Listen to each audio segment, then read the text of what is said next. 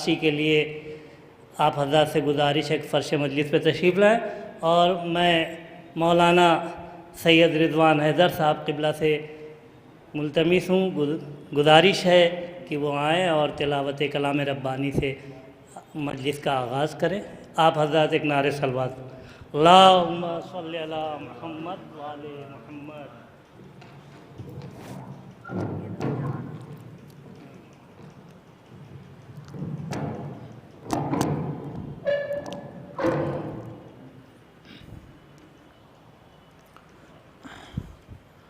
बावज़ बुलंद एक नारे सलवात।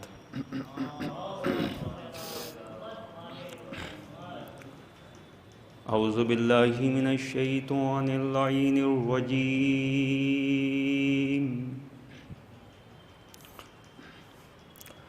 बिस्मिल्लाहिर रहमानिर रहीम।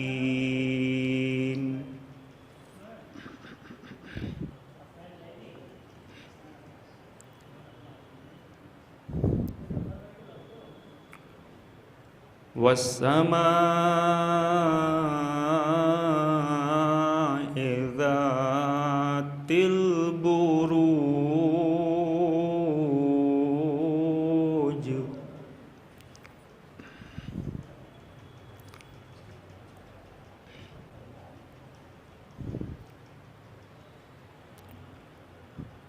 वल यौमिल मौऊद वशाहिदिन व मशहूद।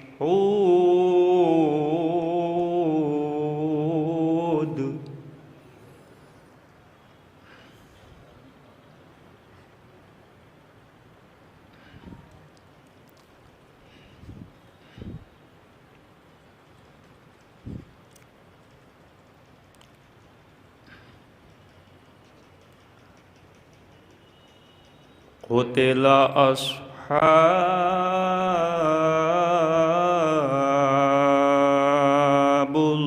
उख़्दूदिन नारि ज़ातिल वक़ूद।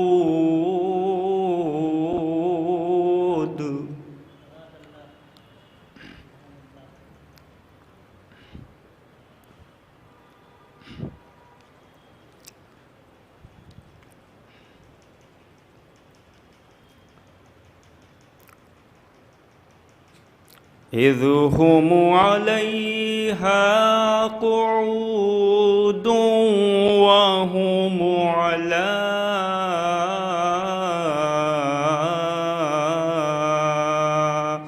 मा यफ़अलून।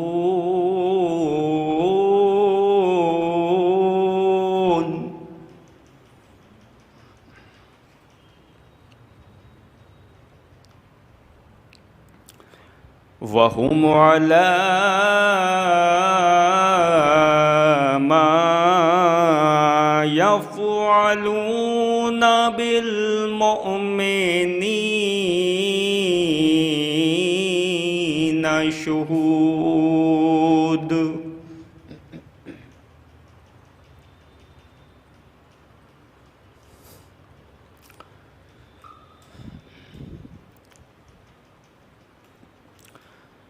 वमा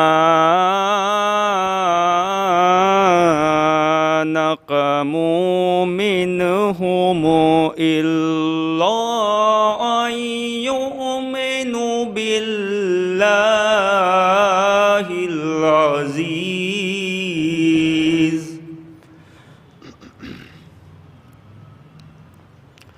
वमा नक़मू मिनहुम इल्ला अन युमिनु बिल्लाहिल अज़ीज़िल हमीद।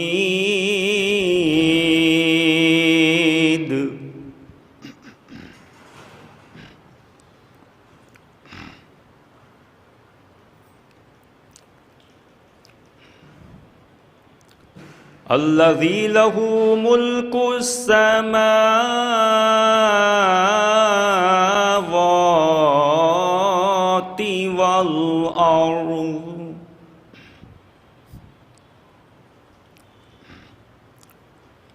واللہ علی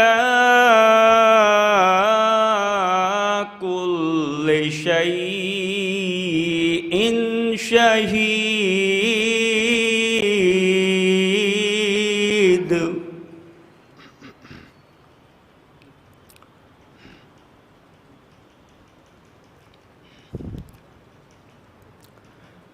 ان الذین فتنوا المؤمنین والمؤمنات ثم لم يتوبوا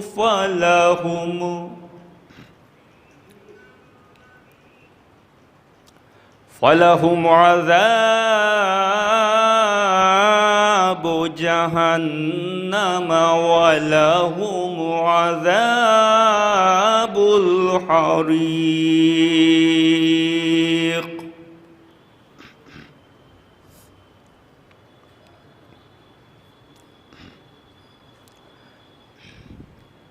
ان الذين آمنوا وعملوا الصالحات لهم جنات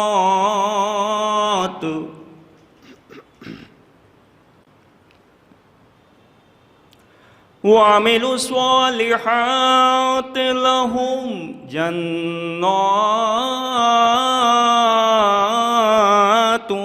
تجری من تحتها الانہار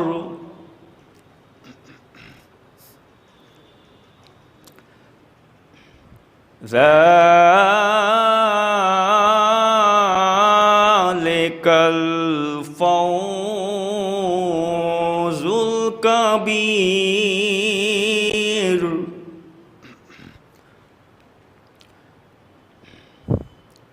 ان بطش ربك لشديد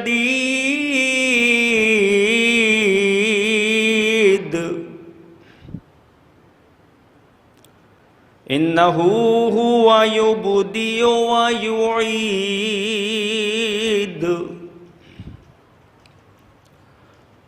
وهو الغفور الودود ذو العرش المجيد.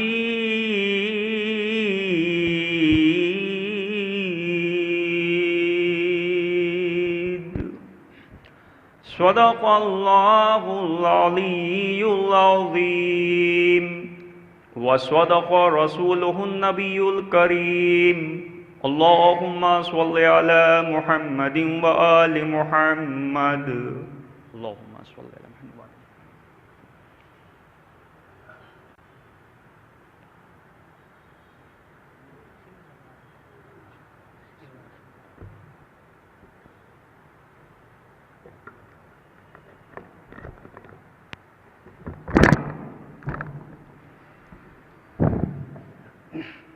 جب بھی ہم تذکرہ آل ابا کرتے ہیں، جب بھی ہم تذکرہ آل ابا کرتے ہیں، یہ سمجھ لیجئے قرآن پڑھا کرتے ہیں، یہ سمجھ لیجئے قرآن پڑھا کرتے ہیں. اور جس کو رومال میں رکھتی ہیں جناب زہرا، ایسے پاکیدہ میرے اشک ہوا کرتے ہیں.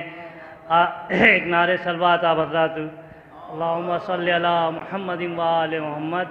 ابھی آپ تلاوت کلام ربانی سے مجلس کا آغاز جناب رضوان حیدر صاحب نے کیا. آپ سماعت فرما رہے تھے قرآن کی تلاوت کو. اب اس کے بعد میں گزارش کرتا ہوں جناب حسین عباس صاحب سے کہ وہ آئیں اور بارگاہ امام میں اپنا منظوم نذران عقیدت پیش کریں. جناب حسین عباس صاحب. جو حضرات بھی باہر ہیں ان سے پھر گزارش ہے کہ وہ فرش مجلس پہ تشریف لائیں.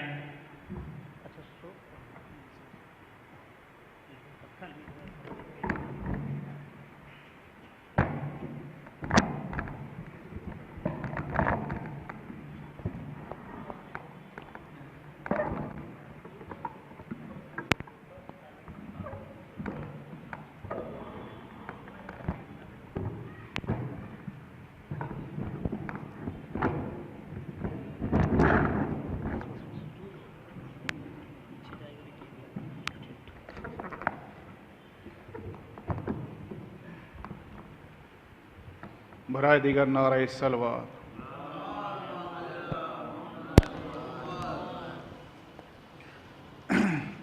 برائے خوشنودی امام زمانہ بآواز بلند صلوات۔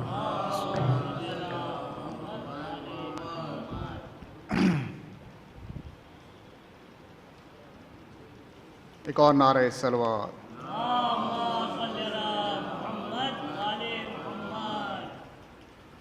ربائی کے 4 میں سے مولا عباس کی بارگاہ میں۔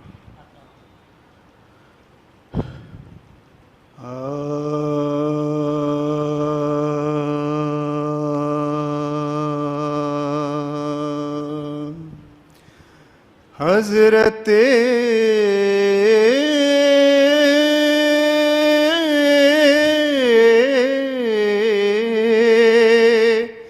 عباس شاہ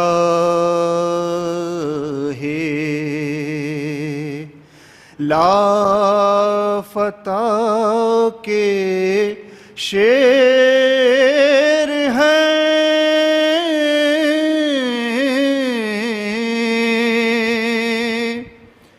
حضرت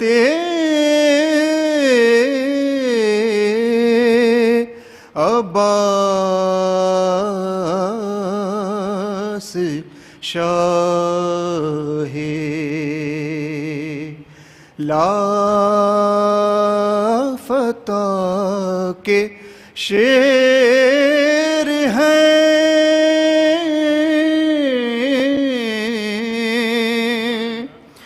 او خیبر و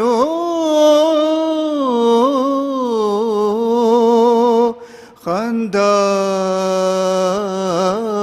کے وہ یہ کربلا کے شیر ہیں،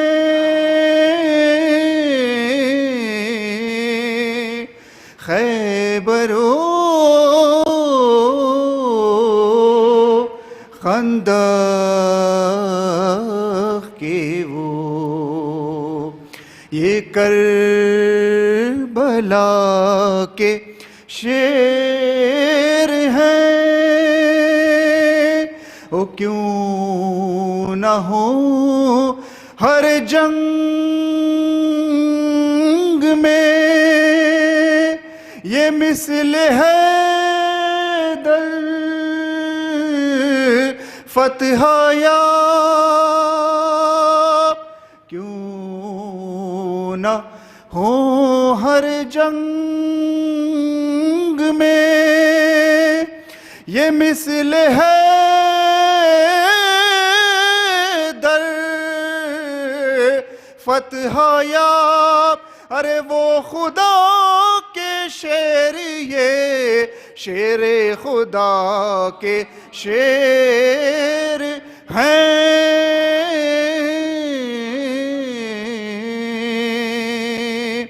حضرت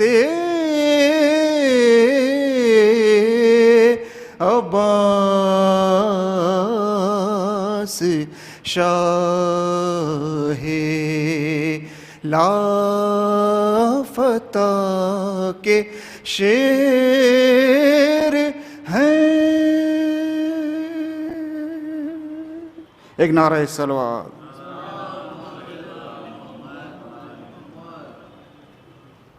چار میں سے مولا حسین کی بارگاہ میں ایک اور نعرہ صلوات۔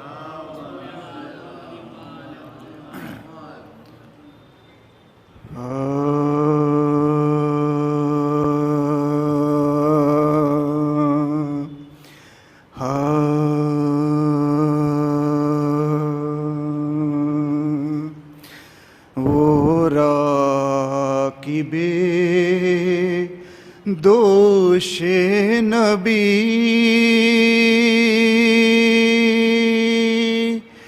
بلغ العلا بکمالہ،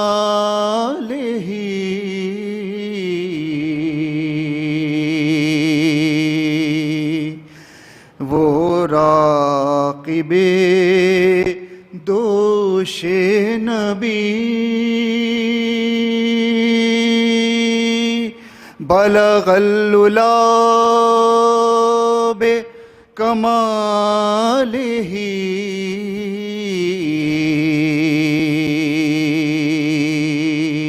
او یہ انہی کے دم سے ہے روشنی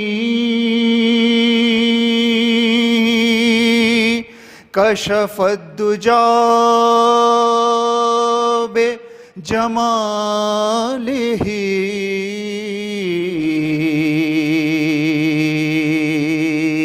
یہ انہی کے دم سے ہے روشنی کشف الدجا بے جمال ہی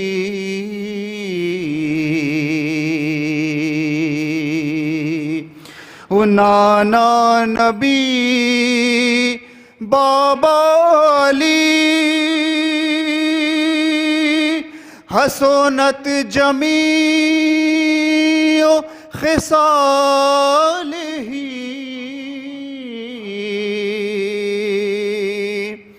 نانا نبی بابا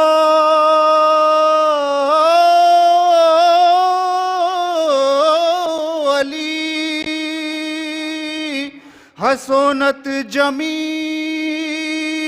خصال ہی یعنی حسین ابن علی صلو علیہ وآلہ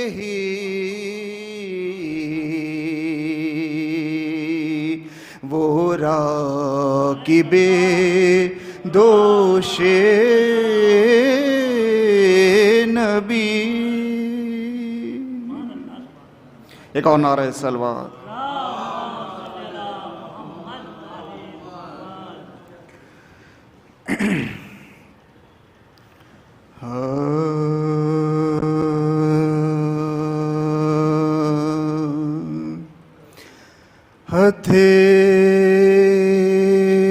ہتھیلی پر رکھے سر شاہ کے انصار بیٹھے ہیں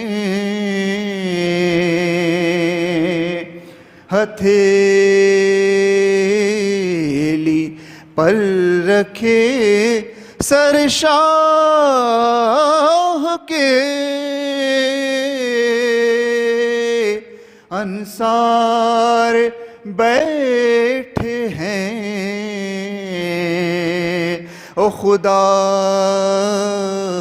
کی راہ میں مرنے کو سب تیار بیٹھے ہیں خدا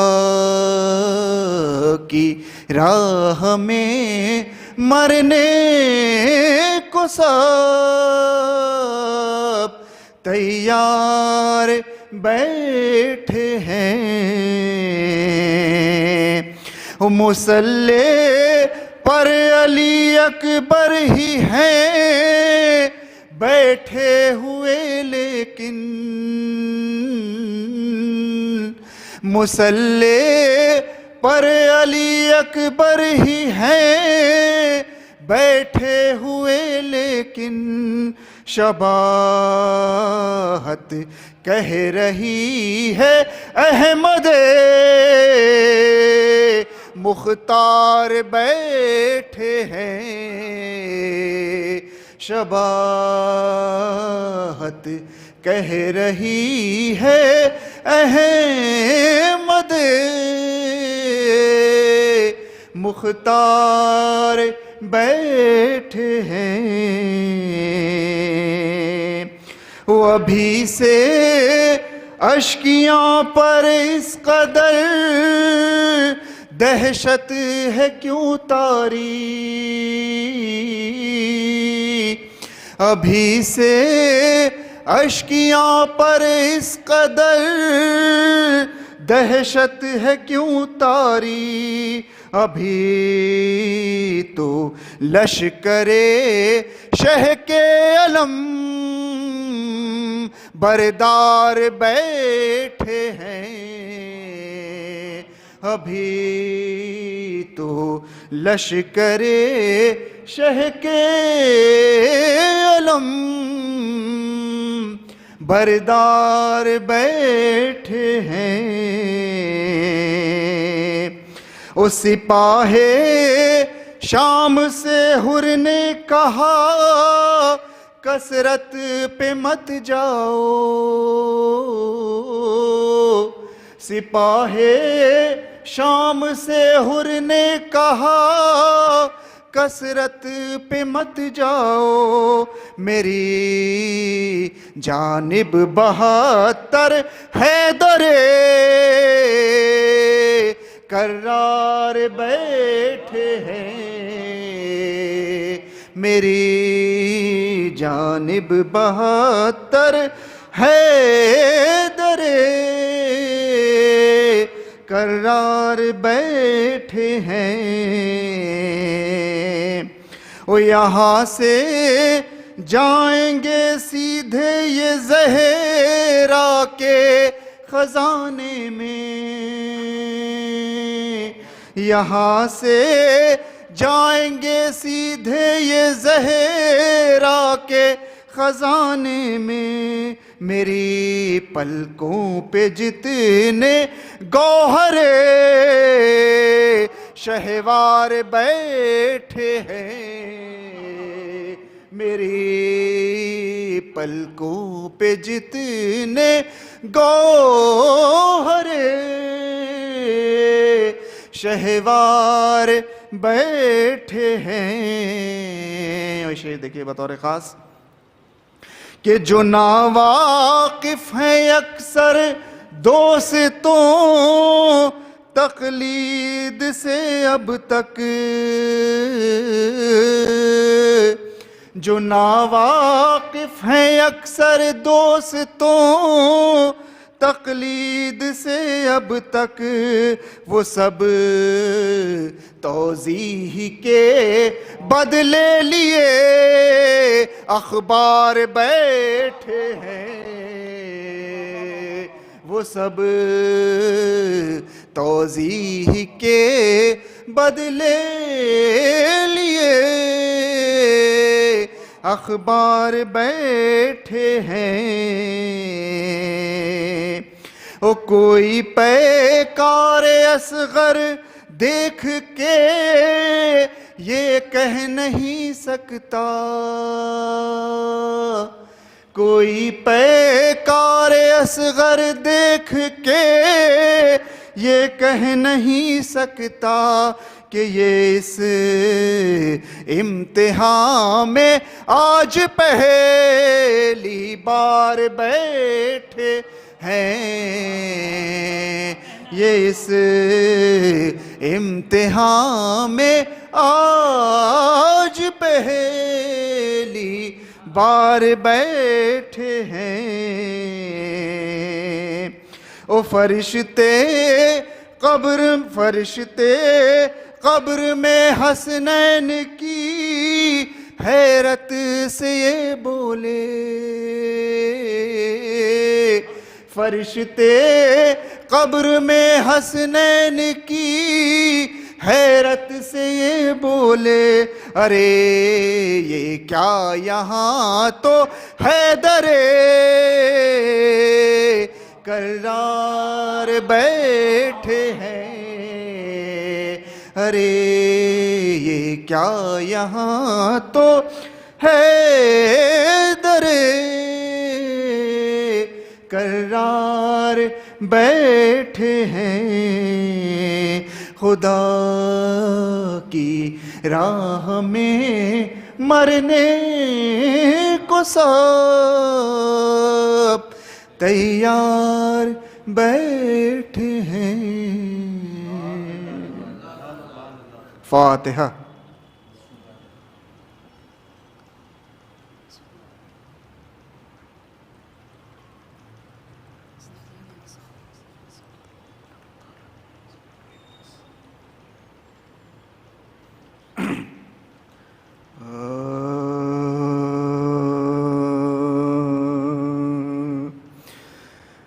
جب ہوئے بازوئے عباس قلم دریا پر، جب ہوئے بازوئے عباس قلم دریا پر، او گر کے ٹھنڈا ہوا حضرت کا علم دریا پر، او غرق کے خون ہو گیا وہ بحر کرم دریا پر، غل تھا زخمی ہوا سقائے حرم دریا پر، او مشک کو دانتوں میں جکڑے ہوئے یوں لاتا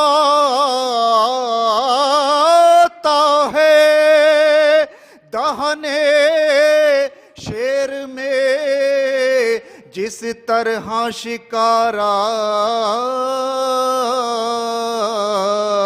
آتا ہے، او غش کی آمد ہے جگر سوز آتش سے ہے کباب، او ہیں جو بے دست ٹھہرتی نہیں پاؤں میں رکاب، او پیاسے بچوں کے لیے سینے میں دل ہے بیتاب، ارے غم یہی ہے کہ کہیں مشق سے ضائع نہ ہوا، او تیر پہ ہم جو کمانوں سے چلے آتے ہیں، یا علی کہتے ہیں اور مشق پہ جھک جاتے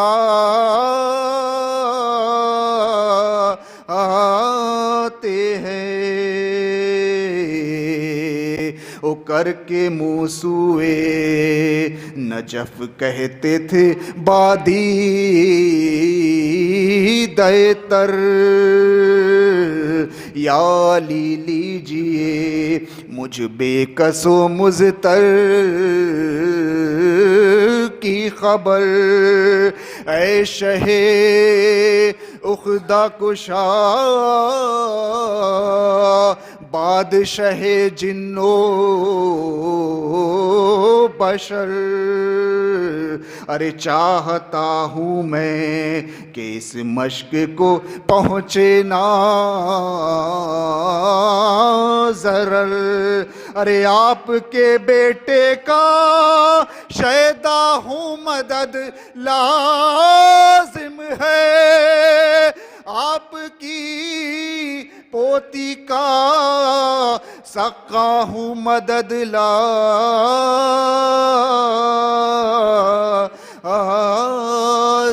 ہے، والغرض لاش عباس پہ آئے مولا،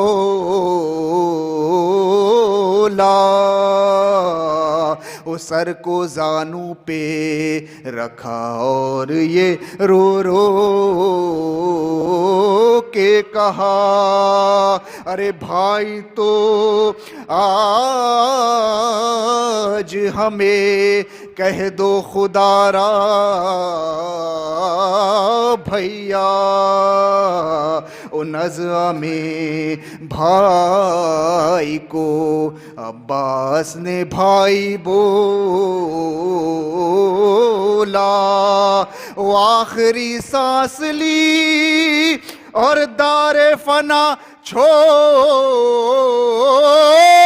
دیا، بھائی نے بھائی جوش میں دم توڑ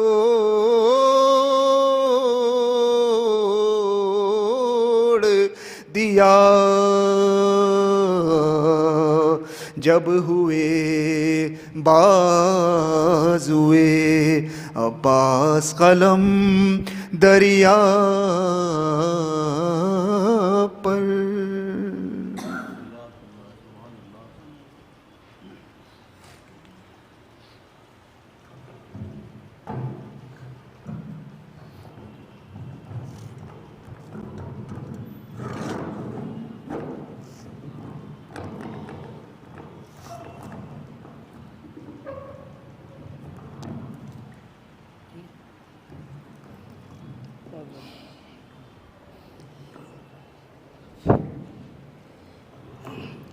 یہ تھے جناب حسنین عباس صاحب جو بہت ہی پرسوز انداز میں سوز اور سلام مرثیہ پیش کر رہے تھے. مولا انہیں سلامت رکھے اور یوں ہی سوز و سلام کا سلسلہ جاری و ساری رہے. اب اس کے بعد پیش خوانی کا سلسلہ شروع ہوگا. جناب محسن صاحب جونپوری سے گزارش ہے کہ وہ آئیں اور بارگاہ امام میں اپنے منظوم نذرانہ عقیدت پیش کریں. اور اس کو اونچا کر دو. چلو بیٹھو.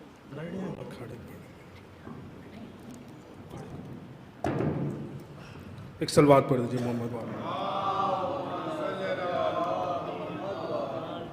حضرت عباس کے شان میں ہے کہ آسماں والوں سے پوچھو مرتبہ عباس کا. آسماں والوں سے پوچھو مرتبہ عباس کا. نام لیتے ہیں ادب سے انبیاء عباس کا. نام لیتے ہیں ادب سے انبیاء عباس کا. کوئی پتا ہل نہیں سکتا اجازت کے بغیر. کوئی پتا ہل نہیں سکتا اجازت کے بغیر. ساری دنیا ہے خدا کی اور خدا عباس کا. ساری دنیا ہے خدا کی اور خدا عباس کا. ہو بہو عباس تھے شیر خدا کا آئینہ. ہو بہو عباس تھے شیر خدا کا آئینہ. بن سکا لیکن نہ کوئی آئینہ عباس کا. بن سکا لیکن نہ کوئی آئینہ عباس کا. آسماں والوں سے پوچھو مرتبہ عباس کا. یہ شعر کی حرملا بے شیر سے نظریں ملاتا کس طرح. حرملا بے شیر سے نظریں ملاتا کس طرح. آنکھیں تھیں اصغر کی لیکن رعب تھا عباس کا. آنکھیں تھیں اصغر کی لیکن رعب تھا عباس کا. بے وفا پڑھ ہی نہیں سکتا کتاب کربلا.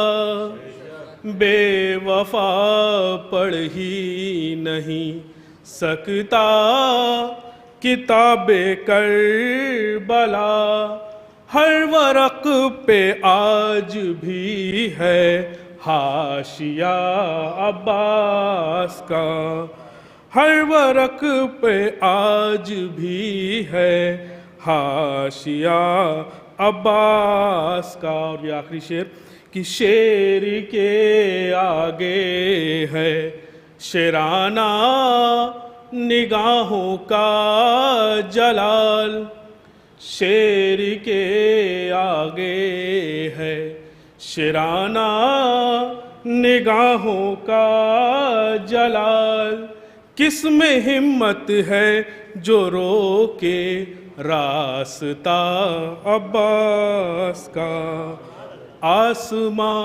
والوں سے پوچھو مرتبہ عباس کا۔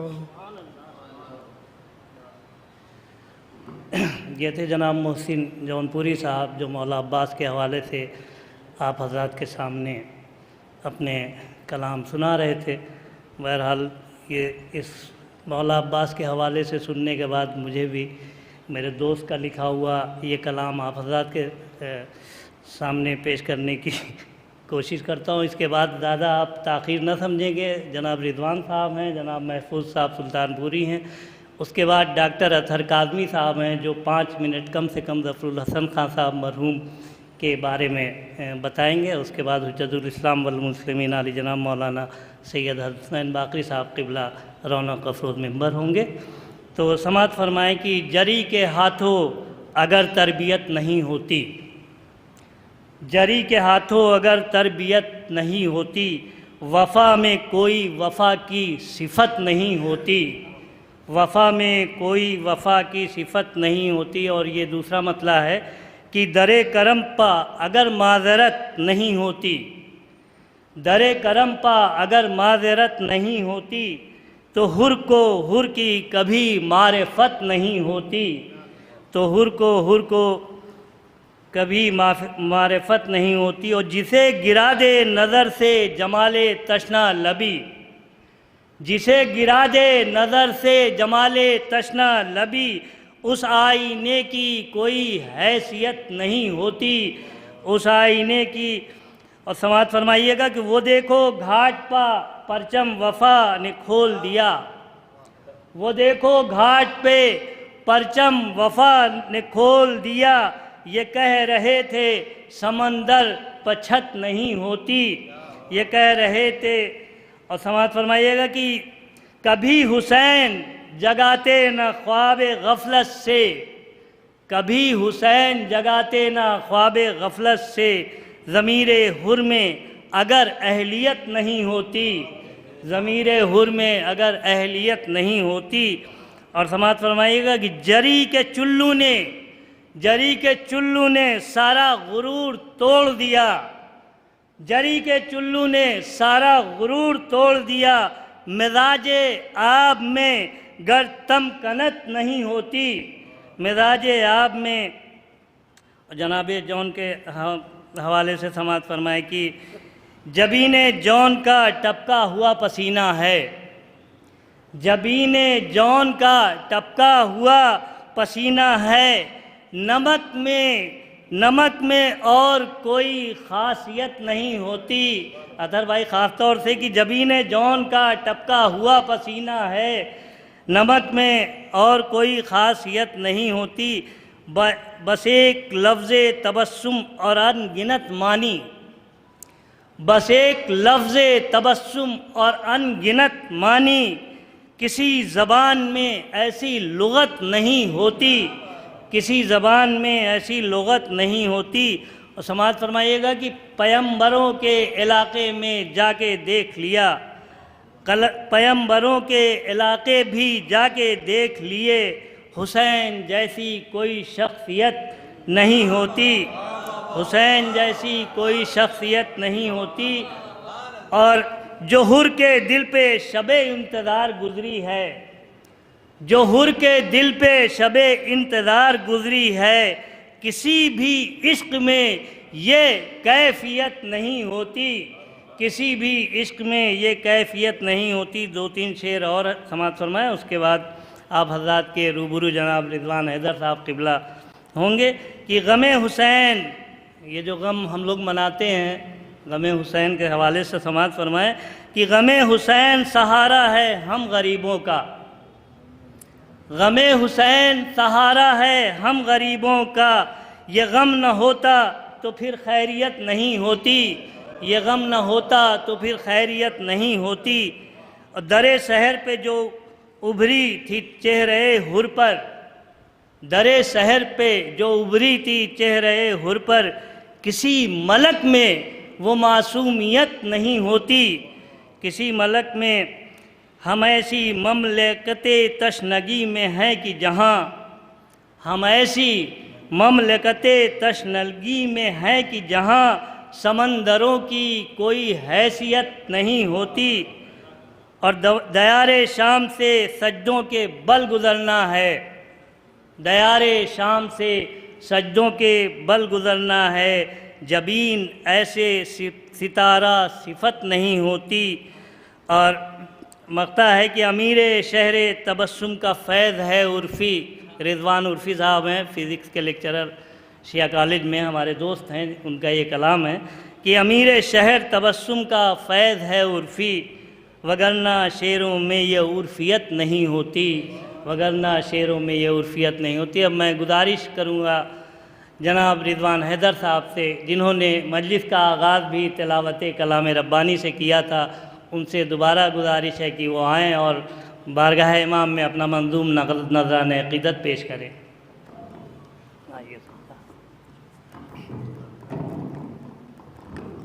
حضرات السلام علیکم۔ آپ حضرات سے گزارش ہے کہ تھوڑا تھوڑا آگے تشریف لائیے تاکہ پیچھے آنے والوں کو پریشانی نہ ہو۔ یہ مجلس علی جناب ظفر الحسن صاحب خان IAS ابن حسن علی خان صاحب کے سال ثواب کے لیے منعقد کی جا رہی ہے، اور ایک مختصر سا نوحہ بس پیش خدمت ہے کیونکہ وقت ہو گیا ہے۔ جناب تشریف لا رہے ہیں، باواز بلند ایک نعرہ صلوات۔ اطہر بھائی۔ پکاری لاش پہ زہرا میرے حسین حسین، پکاری لاش پہ زہرا میرے حسین حسین،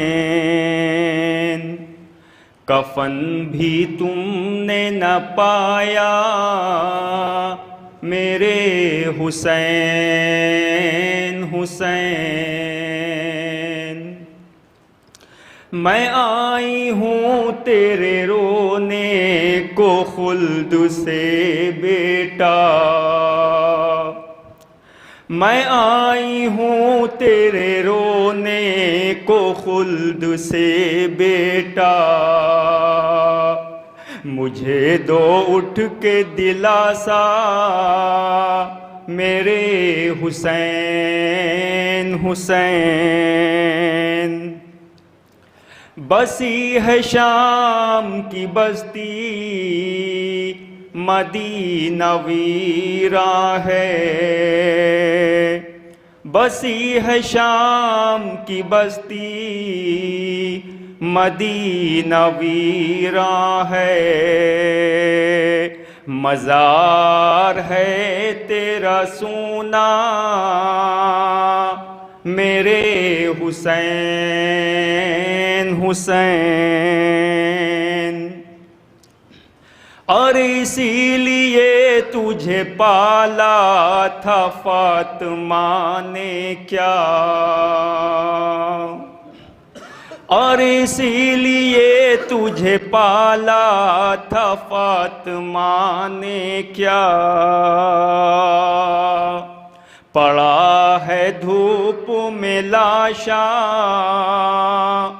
میرے حسین حسین، میرے غریب میرے فاقہ کش میرے پیاسے،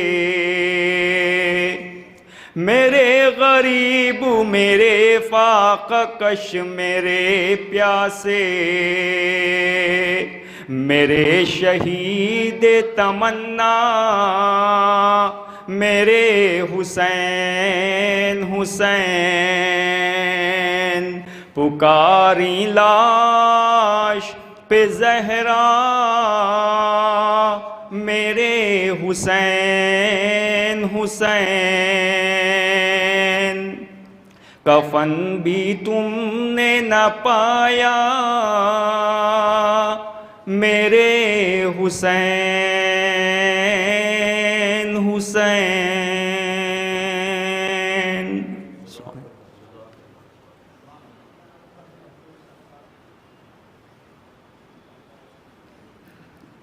اب میں شاعر اہل بیت جناب محفوظ سلطان پوری صاحب سے ان 4 مصروں کے ساتھ گزارش کروں گا کہ وہ آئیں اور اپنے منظوم نذران عقیدت پیش کریں، مومنین کے قلوب کو منور کریں کہ کرتے ہیں شکر حق تو سبھی کائنات میں، کرتے ہیں شکر حق تو سبھی کائنات میں، خنجر کے نیچے آ کے کرے شکر رب کوئی، خنجر کے نیچے آ کے کرے شکر رب کوئی۔ جناب محفوظ سلطان پوری صاحب۔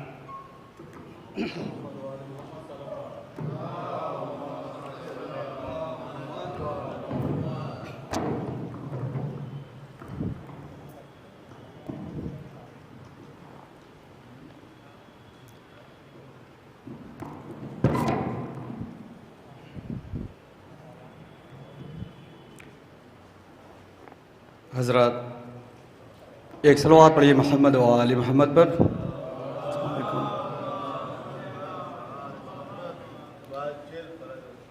حضرات یہ مجلس اعزا مرحوم ظفر الحسن خان صاحب IAS کے سلسلے سے یہ مجلس اعزا منعقد کی گئی ہے۔ آپ حضرات سے گزارش ہے کہ 1 مرتبہ سورہ حمد اور 3 مرتبہ سورہ توحید کی تلاوت فرما کر مرحوم مغفور ظفر الحسن خان صاحب ابن حسنین علی خان صاحب کی روح کو بخش دیں۔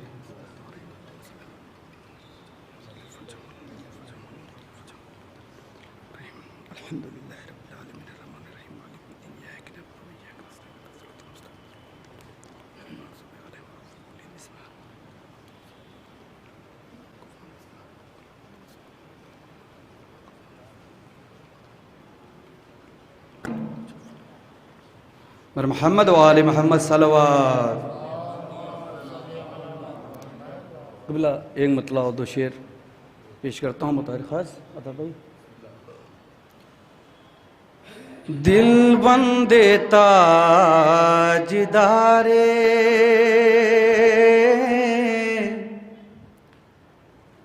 حرم کربلا میں ہے، مطلع حاضر کرتا ہوں بطور خاص۔ دل بندے تاجدارے حرم کربلا میں ہے، دل بندے تاجدارے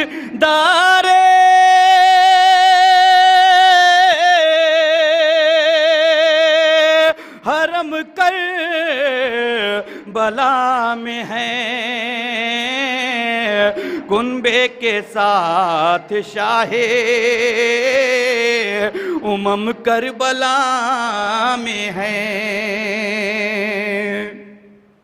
کنبے کے ساتھ شاہ امم کربلا میں ہے، کیوں عرش سے نہ آئیں فرشتے طواف کو، کیوں عرش سے نہ آئیں فرشتے طواف کو، کیوں عرش سے نہ آئیں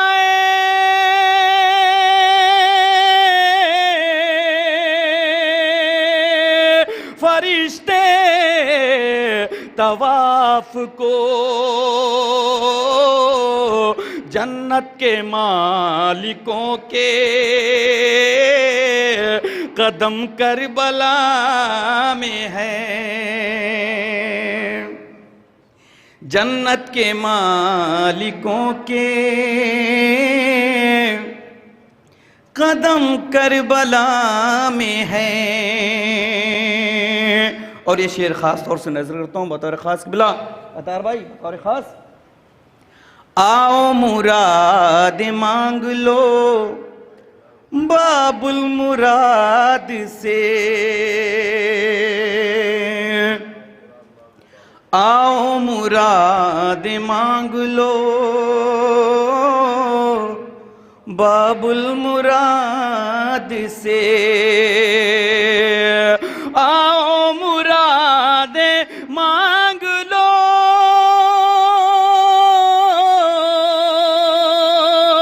باب المراد سے، قسمت ہے آسمان پہ ہم کربلا میں ہیں، قسمت ہے آسمان پہ ہم کربلا میں ہیں، دل بندے تاجدارے حرم کربلا میں ہے۔ حضرات ایک صلوات پڑھیے محمد و آل محمد پر۔ ایک مطلع اور چند اشعار پیش کرتا ہوں بطور خاص۔ مدح خواں جب خدا حسین کا ہے، مدح خواں جب خدا حسین کا ہے، مدح خواں جب خدا حسین کا ہے، سوچو کیا مرتبہ حسین کا ہے، سوچو کیا مرتبہ حسین کا ہے، مدح خواں جب خدا حسین کا ہے، حر کو سینے سے ہیں لگائے ہوئے، حر کو سینے سے ہیں لگائے ہوئے، حر کو سینے سے ہیں لگائے ہوئے، کس قدر دل بڑا حسین کا ہے، کس قدر دل بڑا حسین کا ہے، مدح خواں جب خدا حسین کا ہے۔ اور یہ شعر خاص طور سے نظر کرتا ہوں بطور خاص قبلہ۔ جس نے توڑا ہے خنجروں کا غرور، جس نے توڑا ہے خنجروں کا غرور، جس نے توڑا ہے خنجروں کا غرور، جس نے توڑا ہے خنجروں کا غرور، صرف ایسا گلا حسین کا ہے، صرف ایسا گلا حسین کا ہے، مدح خواں جب خدا حسین کا ہے۔ ظلم کے آگے ہم جھکے کیسے، ظلم کے آگے ہم جھکے کیسے، ظلم کے آگے ہم جھکے کیسے، ظلم کے آگے ہم جھکے کیسے، سر پہ جب تعزیہ حسین کا ہے، سر پہ جب تعزیہ حسین کا ہے، مدح خواں جب خدا حسین کا ہے۔ اور یہ بھی شعر خاص طور سے نظر کرتا ہوں بطور خاص، پاک دل میں حسین رہتے ہیں، پاک دل میں حسین رہتے ہیں، پاک دل میں حسین رہتے ہیں، پاک دل میں حسین رہتے ہیں، مختصر یہ پتہ حسین کا ہے، مختصر یہ پتہ حسین کا ہے، مدح خواں جب خدا حسین کا ہے۔ فرش جنت اسی کو کہتے ہیں، فرش جنت اسی کو کہتے ہیں، فرش جنت اسی کو کہتے ہیں، فرش جنت اسی کو کہتے ہیں، یہ جو فرش عزا حسین کا ہے، یہ جو فرش عزا حسین کا ہے، مدح خواں جب خدا حسین کا ہے۔ پڑھ کے قرآن ایسا لگتا ہے، پڑھ کے قرآن ایسا لگتا ہے، پڑھ کے قرآن ایسا لگتا ہے، پڑھ کے قرآن ایسا لگتا ہے، اس میں بس تذکرہ حسین کا ہے، اس میں بس تذکرہ حسین کا ہے، مدح خواں جب خدا حسین کا ہے۔ اور یہ شعر خاص طور سے نظر کرتا ہوں بطور خاص، ظلم نے دم وہیں پہ توڑ دیا، ظلم نے دم وہیں پہ توڑ دیا، ظلم نے دم وہیں پہ توڑ دیا، ظلم نے دم وہیں پہ توڑ دیا، دیکھا جب سامنا حسین کا ہے، دیکھا جب سامنا حسین کا ہے، مدح خواں جب خدا حسین کا ہے۔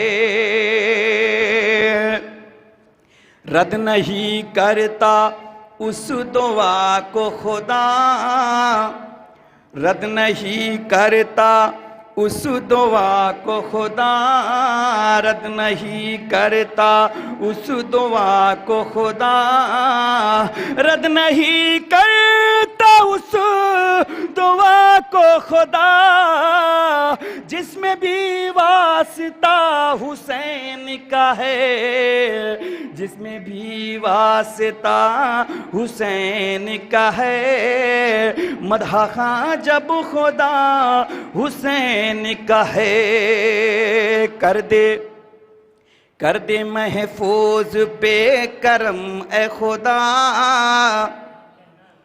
کر دے محفوظ پہ کرم اے خدا، کر دے محفوظ پہ کرم اے خدا، کر دے محفوظ پہ کرم اے خدا، یہ بھی ادنا گدا حسین کا ہے، یہ بھی ادنا گدا حسین کا ہے، مدح خواں جب خدا حسین کا ہے۔ حضرات ایک قطع مرحوم مغفور کے حوالے سے نظر کرتا ہوں بطور خاص، اے غلام علمدار ظفر الحسن، اے غلام علمدار ظفر الحسن اے غلام علمدار ظفر الحسن پاک ہے تیرا کردار ظفر الحسن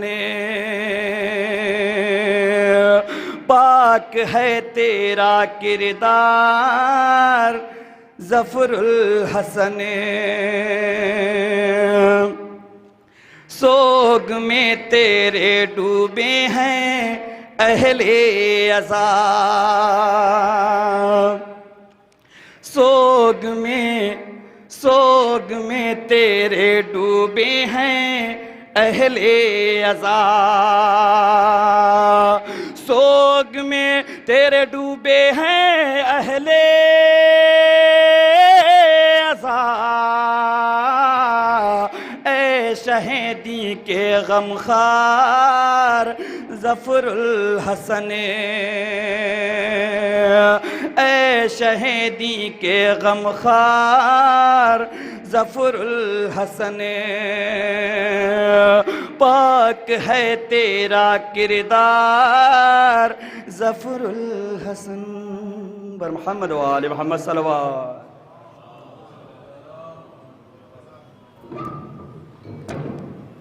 پیشخانی کا سلسلہ اب ختم ہوا اور جناب محفوظ سلطان بوری صاحب جو کلام پیش کر رہے تھے یقیناً لوح محفوظ پہ ان کے سارے کلام محفوظ ہو گئے ہوں گے.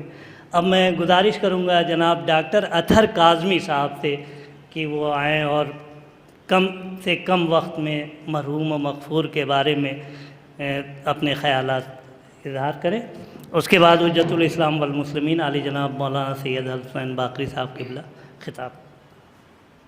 بہت شکریہ طالب زیدی صاحب. ایک صلوات پڑھیں بر محمد و آل محمد. اعوذ باللہ من الشیطان الرجیم بسم اللہ الرحمن الرحیم. حاضرین مجلس، یقیناً گفتگو کہاں سے شروع کی جائے، کیونکہ ایک ایسی ذات کے بارے میں، کیونکہ میرا بہت بچپن کا دور تھا اور میں 91 میں یہاں میڈیکل کالج میں BDS کرنے کے لیے آیا، تو کچھ نام تھے جو ذہنوں میں سرایت کرتے چلے گئے. روشنی ہاسٹل میں رہتا تھا اور اس وقت کچھ نام تھے جو قوم ملت کے درد رکھنے والے، اور خصوصاً مرحوم و مغفور جناب ظفر الحسن خان صاحب کے بارے میں تذکرہ ہوتا تھا، اور مجھے چودھری صاحب بتایا کرتے تھے ان کے بارے میں اور ان کی تمام چیزیں.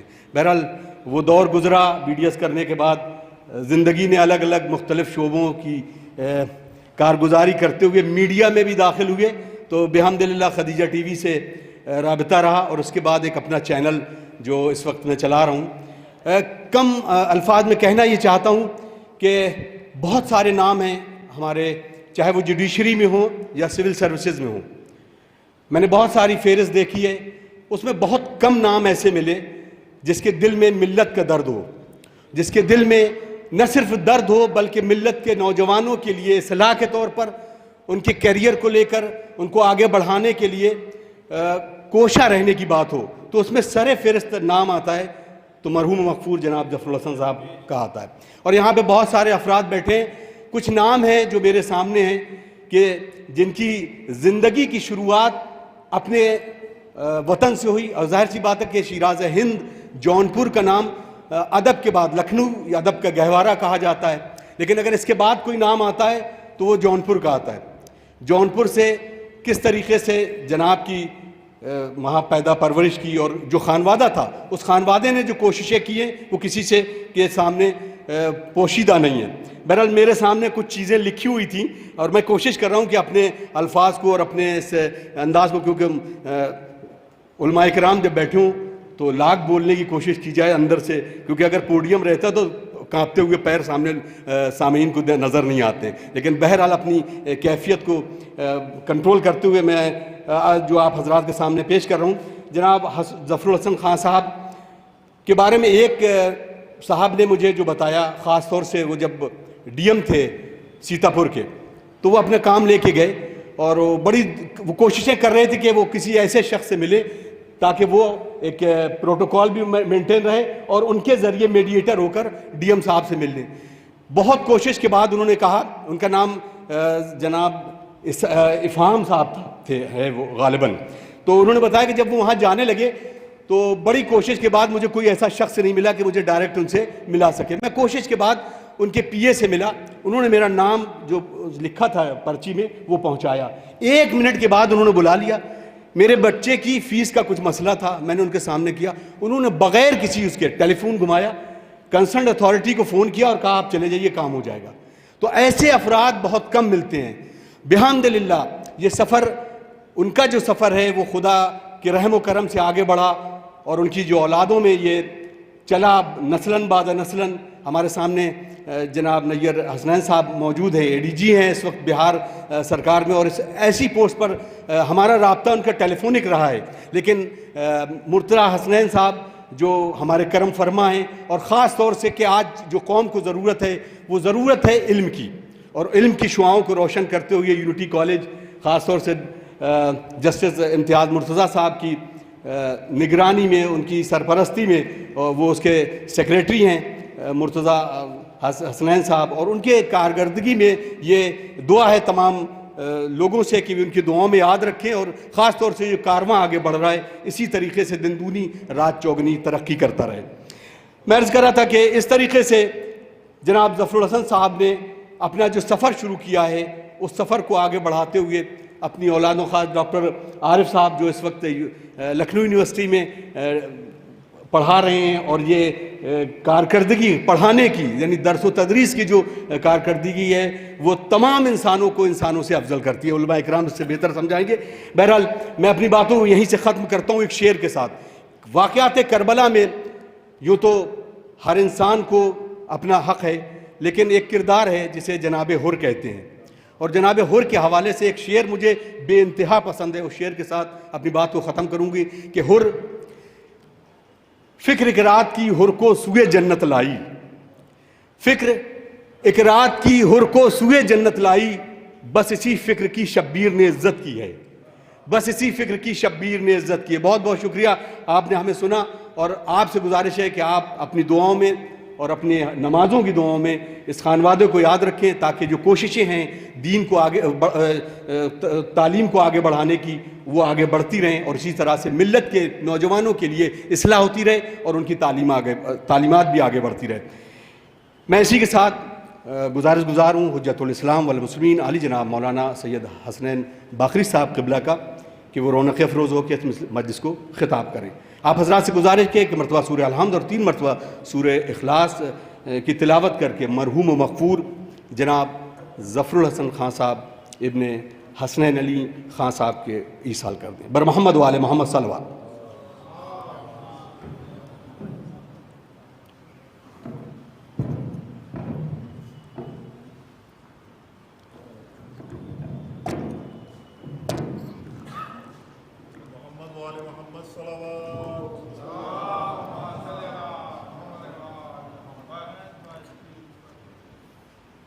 فاتحة. بسم الله الرحمن الرحيم. الحمد لله رب العالمين الرحمن الرحيم إياك نعبد وإياك نستعين اهدنا الصراط المستقيم صراط الذين أنعمت عليهم غير المغضوب عليهم ولا الضالين. بسم الله الرحمن الرحيم.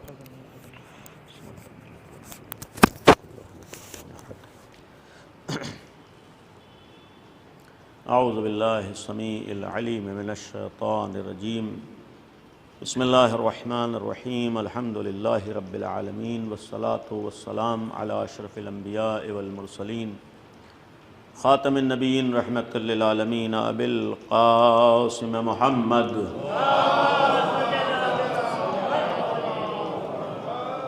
وآلہ الطیبین الطاہرین المعصومین المظلومین لا سیما بقیت اللہ فی الارضین ارواحنا و ارواح العالمین لتراب مقدمہ الفداء ولعنت اللہ علی اعدائہم وغاصب حقوقہم وقاتلیہم اجمعین. اما بعد. قال اللہ سبحانہ تبارک و تعالی وقولہ الحق. بسم اللہ الرحمن الرحیم. هو الذي بعث في الأميين رسولا منهم يتلو عليهم آياته ويزكيهم ويعلمهم الكتاب والحكمة وإن كانوا من قبل لفي ضلال مبين صلوات محمد وآل محمد۔ ایک مرد مومن دانشور اور تعلیمی میدان میں صرف خود ہی نہیں بلکہ اپنے پورے خانوادے کو آگے بڑھانے والی ایک شخصیت کے ایصال ثواب کی مجلس، اسی مناسبت سے میں نے آپ کے سامنے جو آیت کریمہ کی تلاوت کی، سورہ مبارکہ جمعہ کی آیت ہے، اور ساتھ ہی ساتھ ایک مناسبت یہ ماہ ذی القعدہ اور یہ تاریخیں ہمارے ہاں ایک اہم تاریخی اور اسلامی شخصیت جس کی پہچان اور جس کا لقب عالم آل محمد تھا، یعنی پیغمبر ختمی مرتبت حضرت محمد مصطفیٰ صلی اللہ علیہ وآلہ وسلم کے 8ویں جانشین برحق حضرت امام علی رضا علیہ السلام۔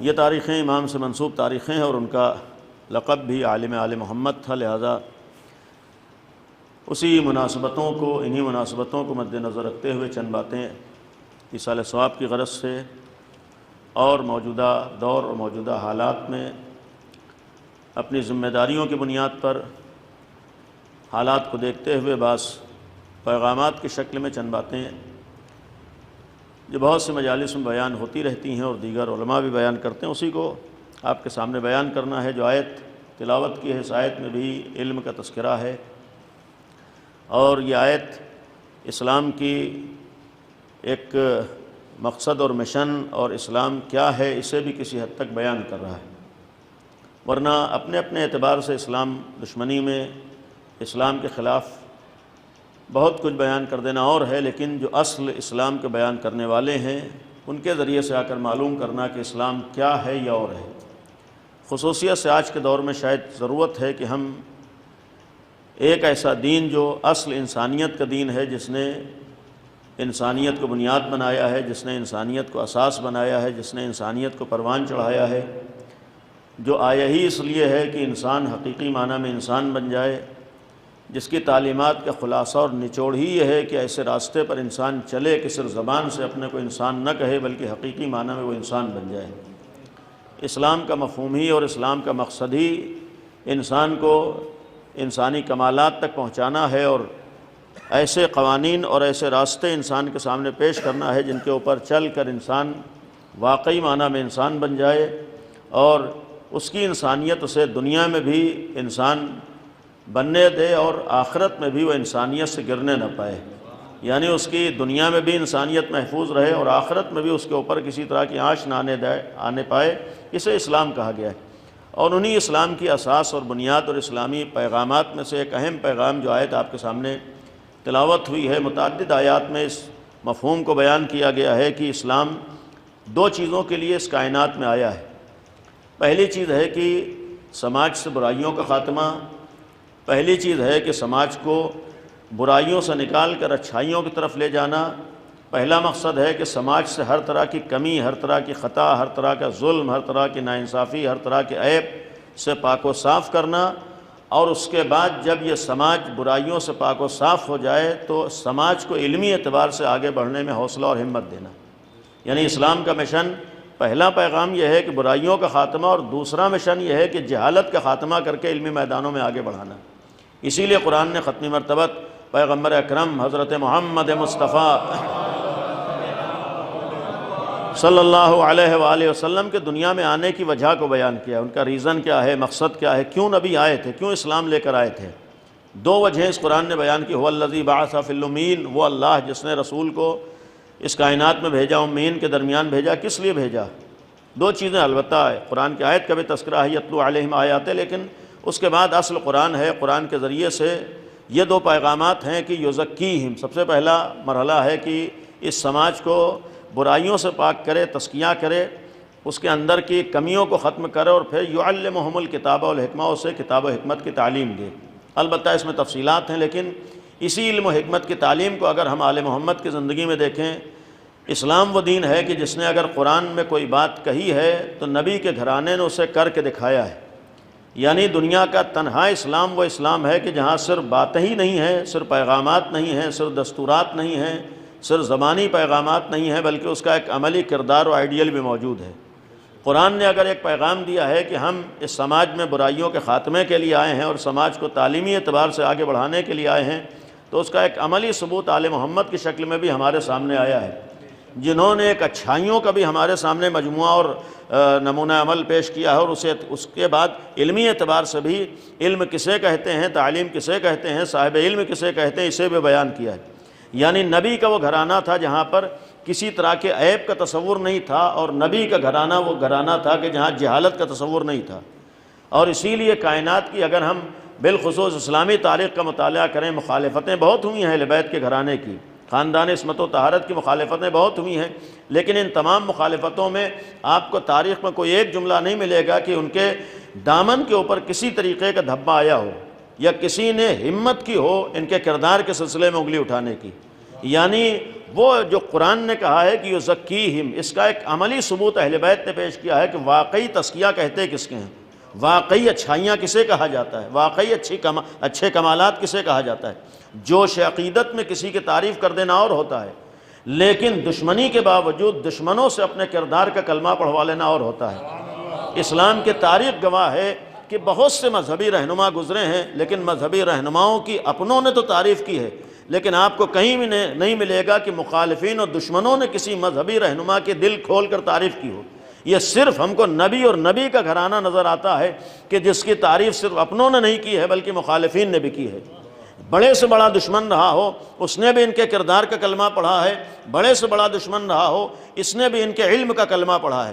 تاریخ میں دشمنی تو ملے گی، قتل کرنے والے تو آپ کو ملیں گے، ان کے قتل کے دشمن تو آپ کو ملیں گے۔ اس حد تک دشمنی ہے کہ انہیں ختم کر دیا جائے، انہیں قید خانوں میں ڈال دیا جائے، انہیں مٹا دیا جائے، انہیں زہر دے دیا جائے، لیکن ان ساری چیزوں کے باوجود جب بھی اچھائیوں کی بات آئی ہے اس دور ہی میں نہیں، بعد میں بھی پڑھنے والوں نے یہی کہا کہ ہاں واقعی کوئی اچھا کردار ہے تو اسی گھرانے کا کردار ہے۔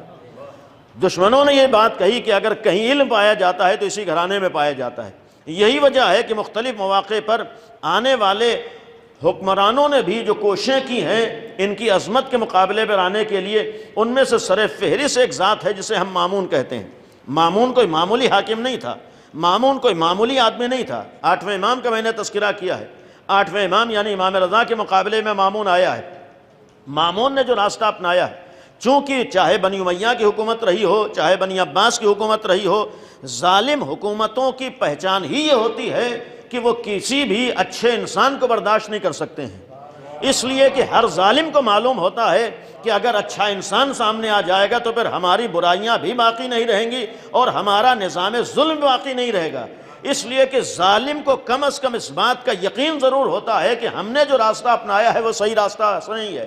اسی لیے کسی بھی زمانے میں کوئی غلط اور ظالم انسان کسی اچھے آدمی کو برداشت کرنے پہ تیار نہیں ہوتا ہے، اور اسی لیے ہر دور میں ایسے افراد نے جو کوششیں کی ہیں، چاہے بنام اسلام اپنے چہروں کے اوپر اسلام کی نقابیں ڈال کر آنے والے دشمنان اسلام رہے ہوں، چاہے وہ بنی امیہ جیسے دشمنان اسلام رہے ہوں، چاہے بنی عباس جیسے دشمنان اسلام رہے ہوں، صراحت سے ایک جملہ عرض کروں گا، ایسی طاقتوں کا تعلق ہرگز اسلام سے نہیں تھا۔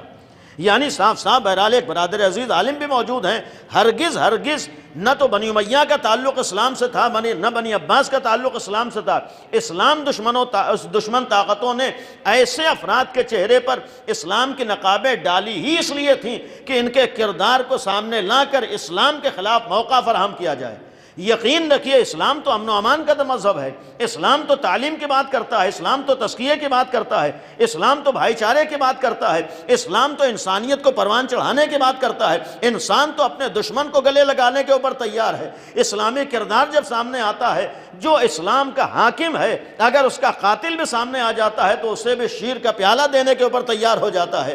آئیے ہم اسلامی تاریخ میں دیکھیں، اپنے دشمنوں کے ساتھ جن کے کردار ایسے رہے ہوں، اپنے مخالفین کے ساتھ جن کا رویہ رویہ ایسا رہا ہو، پیغمبر اکرم کی مخالفتیں لاکھ مکے کے اندر رہی ہوں، لیکن جب نبی کے اختیار میں وہی مکہ آ جاتا ہے جہاں سے پیغمبر کو نکالا جاتا ہے، وہی مکہ جب فتح ہو جاتا ہے جہاں پیغمبر کے خلاف ہر طرح کی سازشیں ہوتی ہیں، تو وہی پیغمبر اسی مکے کے اوپر اختیار حاصل کرنے کے بعد اعلان کر دیتے ہیں کہ ہر ایک کو زندگی گزارنے کا حق ہے، یہاں تک کہ پوری زندگی ہمارے خلاف سازش کرنے والوں کو بھی جینے کا حق ہے، بس شرط یہ ہے کہ وہ ظلم کا راستہ چھوڑ دیں۔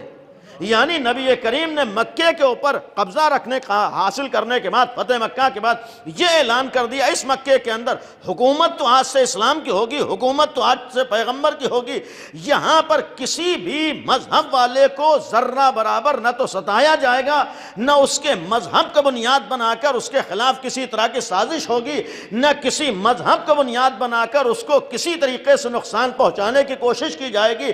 اسلام تو کامیاب ہو گیا ہے، لیکن اسی مکے میں فتح مکہ کے بعد ہر انسان کو زندگی گزارنے کا حق ہے، بس شرط یہ ہے کہ وہ امن و امان کی زندگی گزار رہا ہو، شرط ہے کہ دوسرے انسانوں کی زندگی کو جہنم نہ بنا رہا ہو۔ اس لیے کہ اسلام ہر مذہب والے کو تو مان سکتا ہے، لیکن کسی ظالم کو ایک لمحے کے لیے برداشت نہیں کر سکتا ہے، اس لیے کہ اسلام کی اساس تو عدالت کے اوپر ہے۔ جس دین کی بیس و بنیاد عدالت ہوتی ہے وہ سب کچھ برداشت کر لیتا ہے، لیکن ظلم کو برداشت نہیں کرتا ہے۔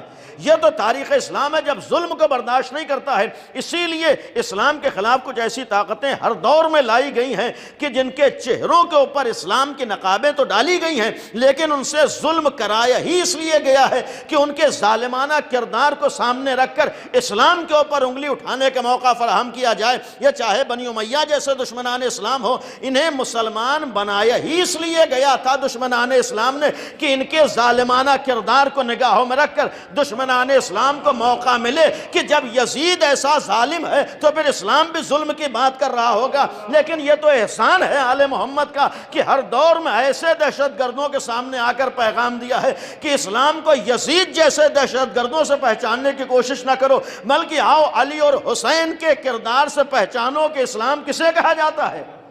اسلام در حقیقت ایسے دہشت گردوں کے کردار کو نہیں کہا جاتا۔ اسی لیے میں نے کسی موقع پر عرض کیا تھا، یہ چاہے بنی امیہ ہو جن کے چہرے پر اسلام کی نقابیں ڈالی گئیں، چاہے بنی عباس ہو جن کے چہرے پر اسلام کی نقابیں ڈالی گئیں، اور چاہے آج ہمارے زمانے میں ہمارے پڑوسی ملک میں بہت سے ایسے بے غیرت افراد ہیں جو کہتے تو اپنے کو مسلمان ہیں لیکن یہ مسلمان نہیں ہیں، ان کے چہروں پر اسلام کی نقابیں ڈال کر ان سے دہشت گردی کروائی ہی اس لیے جاتی ہے کہ جب ایسی دہشت گردی سامنے آئے گی تب بھی تو لوگوں کا اسلام پر انگلی اٹھانے کا موقع ملے گا، ورنہ ہرگز اسلام تو ایسی چیزوں کو تسلیم نہیں کرتا ہے۔ میں نے بار بار ایک جملہ عرض کیا ہے کہ آج اسلامی تعلیم میں آ کر دیکھیے ایسے دہشت گردوں کو اسلام مسلمان تو دور کی بات ہے انسان ماننے پہ تیار نہیں ہے۔ اسلام کی نگاہ میں ایسے افراد ہرگز مسلمان نہیں ہیں، لہذا ایسی طاقتیں جب سامنے آئیں جنہوں نے ظلم کیا ہے، جنہوں نے ناانصافی کی ہے، لیکن آل محمد نے ایسے ظالموں کے مقابلے میں خود قربانیاں دے دی ہیں لیکن ان کو ان کے مشن میں کامیاب نہیں ہونے دیا ہے۔ یہ بھی واقعاً کس کو انسان کامل کہا جاتا ہے، کس کو آئیڈیل کہا جاتا ہے، کسے رہنما کہا جاتا ہے۔ ہم تاریخ اٹھا کر دیکھیں، چاہے نبی ہوں، چاہے علی ابن ابی طالب ہوں، چاہے امام حسن ہوں، چاہے امام حسین ہو، یہ سلسلہ ہمارے سامنے ہے۔ انہوں نے ظلم کے مقابلے میں کھڑے ہونے کے لیے، ظالم کے مشن کو ناکام کرنے کے لیے، سماج سے برائیوں کے خاتمے کے لیے، برے افراد اپنے مشن میں کامیاب نہ ہو سکے اس کے لیے اپنا گلا کٹنا گوارا کیا ہے، لیکن کوئی ظالم اپنے مشن میں کامیاب ہو جائے یہ گوارا نہیں کیا۔ یہ تنہا وہ گھرانہ ہے جس نے انسانیت کے لیے اپنے بچوں کو قربان کر دیا ہے، یہی وہ گھرانہ ہے جس نے انسانیت کے لیے اپنے بچوں کی قربانیاں دے دی ہیں۔ یعنی انہیں اپنا گھر قربان ہو جانا گوارا تھا لیکن انسانیت قربان ہو جائے یہ گوارا نہیں تھا۔ انہیں اپنے بچوں کا ذبح ہو جانا گوارا تھا لیکن کوئی ظالم اپنے مشن میں کامیاب ہو جائے یہ گوارا نہیں تھا، لہذا انہوں نے ہر طریقے کی قربانیاں دی۔ اور جب قربانیوں کا سلسلہ شروع ہوا ہے اور ایسے دہشت گردوں کے مقابلے میں آل محمد آئے ہیں، ان میں سے ایک کردار مامون کی شکل میں تھا، لیکن یہ قابل غور ہے کہ مامون کا جو کردار ہمارے سامنے آیا ہے، مامون نے ایک چہرہ دنیا کے سامنے پیش کیا، ایک ظالمانہ کردار ہے، اس نے انسانیت کو پامال کرنا چاہا ہے، اس نے معمولی سی طاقت کے نشے میں اپنے کو سپر پاور سمجھ کر انسانیت کا گلا گھونٹنا چاہا، اور جب یہ سپر پاور کا بھوت اس کے دماغ میں سوار ہوا تو اس نے ایک راستہ یہ اپنایا کہ آج کے دور میں 200 ہجری کا یہ واقعہ ہے، تقریباً 1200 سال پہلے کی بات، مامون کا زمانہ یعنی امام رضا کا زمانہ۔ اس زمانے میں اس نے ایک راستہ اپنایا کہ ہم اپنے ظالمانہ مشن میں، اپنے غلط مشن میں، چونکہ بہرحال وقت نہیں ہے، تاریخ انسانی کا اگر جائزہ لیں، ہر دور میں 2 طاقتیں آمنے سامنے رہیں، بلکہ 2 نظام آمنے سامنے رہے۔ ایک الہی نظام ہے اور اس کے مقابلے میں ہمیشہ ایک طاغوتی نظام رہا ہے۔ الہی نظام کی بنیاد عدالت و انصاف ہے اور طاغوتی نظام کی اساس و بنیاد ظلم ہے، یعنی یہ عدالت کے ذریعے سے آگے بڑھنا چاہتا ہے اور ظالمانہ نظام، طاغوتی نظام ظلم کے ذریعے آگے بڑھنا چاہتا ہے۔ یعنی وہ یہ چاہتے ہیں، اسلام یہ چاہتا ہے، الہی نظام یہ چاہتا ہے کہ ہر انسان کو جینے کا حق حاصل ہو جائے۔ اسلام یہ چاہتا ہے کہ ہر انسان کو امن و سکون سے زندگی گزارنے کا موقع فراہم ہو جائے، لیکن جو ظالمانہ نظام ہے، جو طاغوتی نظام ہے، وہ یہ چاہتا ہے کہ انسان اگر زندہ رہے تو غلامی کے ساتھ زندہ رہے۔ طاغوتی نظام یہ چاہتا ہے کہ آپ کو اسی وقت زندہ رہنے کا حق ہے کہ جب آپ ہم کو خدا تسلیم کر لیجئے، آپ کو اسی وقت زندہ رہنے کا حق ہے کہ آپ ہمیں خدا مان لیجئے، تبھی آپ سانس لینے کا حق رکھتے ہیں، یعنی آپ ذلت و رسوائی کی زندگی برداشت کر لیجئے، تبھی آپ کو زندگی گزارنے کا حق ہے۔ اگر آپ انسانی عزت کی تلاش میں جائیں گے تو یہ ظالمانہ نظام آپ کو جینے نہیں دے گا۔ اس ظالمانہ اور طاغوتی نظام نے آپ کو عزت حاصل کرنے کا حق نہیں ملے گا۔ آپ اگر غلامی والی زندگی پر راضی ہیں تو آپ زندہ رہنے کا بھی حق رکھتے ہیں، اگر آپ غلامی والی زندگی پر راضی ہیں تو آپ کو زندگی گزارنے کا حق حاصل ہے۔ لیکن جہاں آپ نے ظالمانہ نظام اور غلامی والی زندگی سے نکلنا چاہا اور یہ سوچا کہ اللہ نے ہمیں عزت دے کر دنیا میں بھیجا ہے، اس عزت انسانی پہ آنچ نہ آنے پائے تو یہ طاغوتی نظام نہ تو آپ کو زندہ رہنے دے گا نہ آپ کو سر اٹھانے کا موقع دے گا۔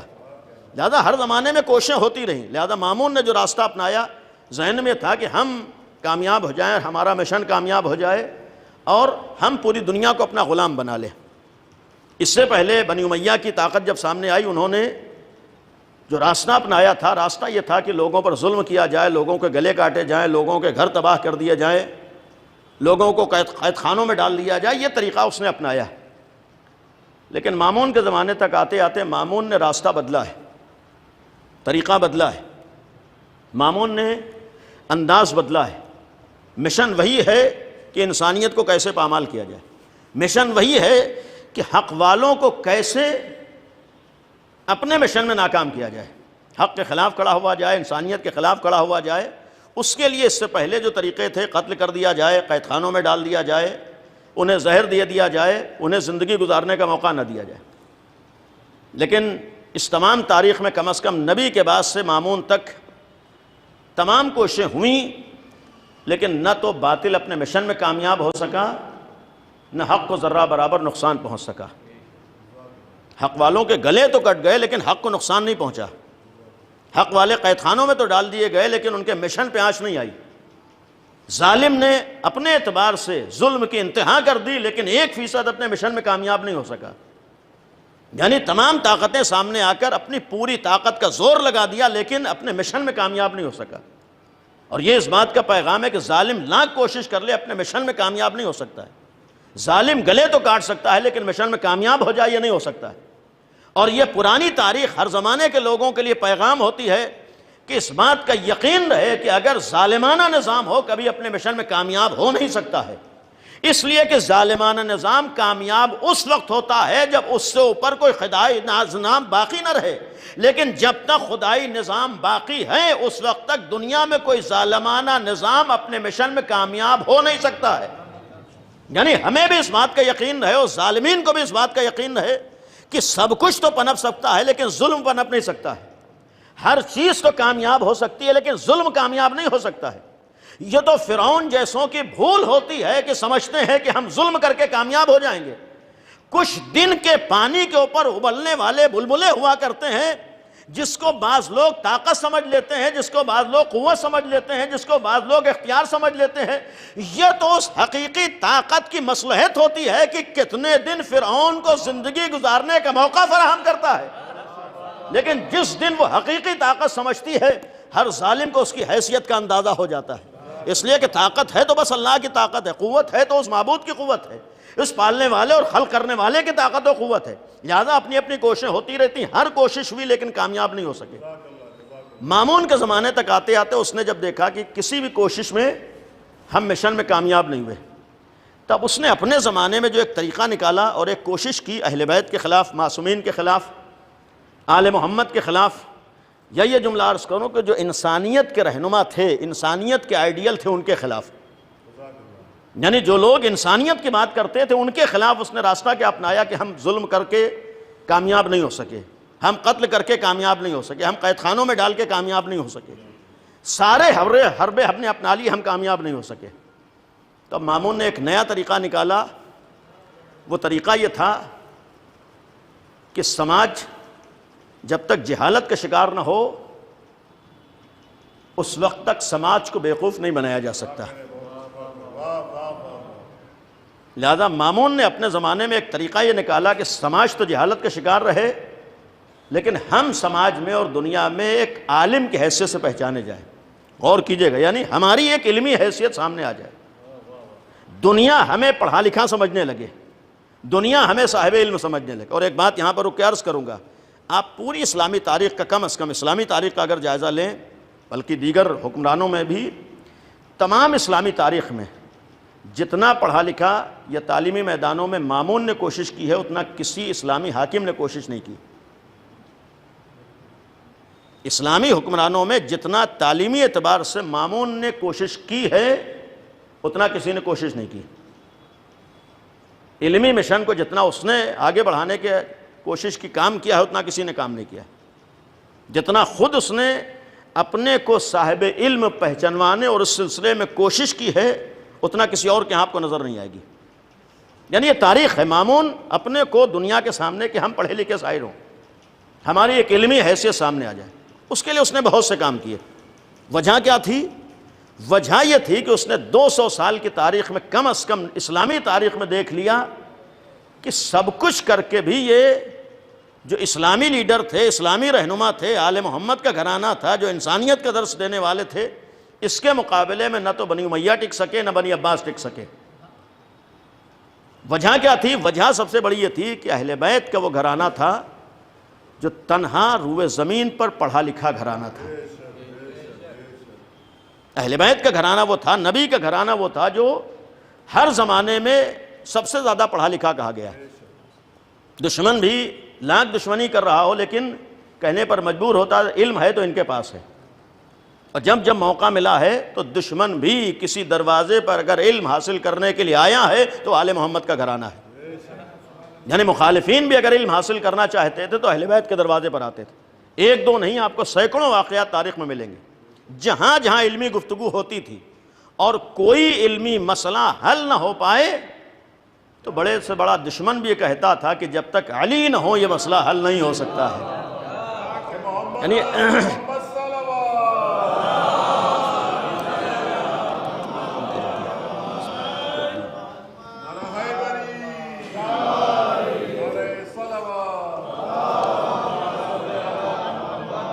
یعنی جہاں تک لانا چاہ رہا ہوں کہ یہ تھا کہ جب تک یہ نہ ہو تو علمی مسئلہ نہیں حل ہو سکتا.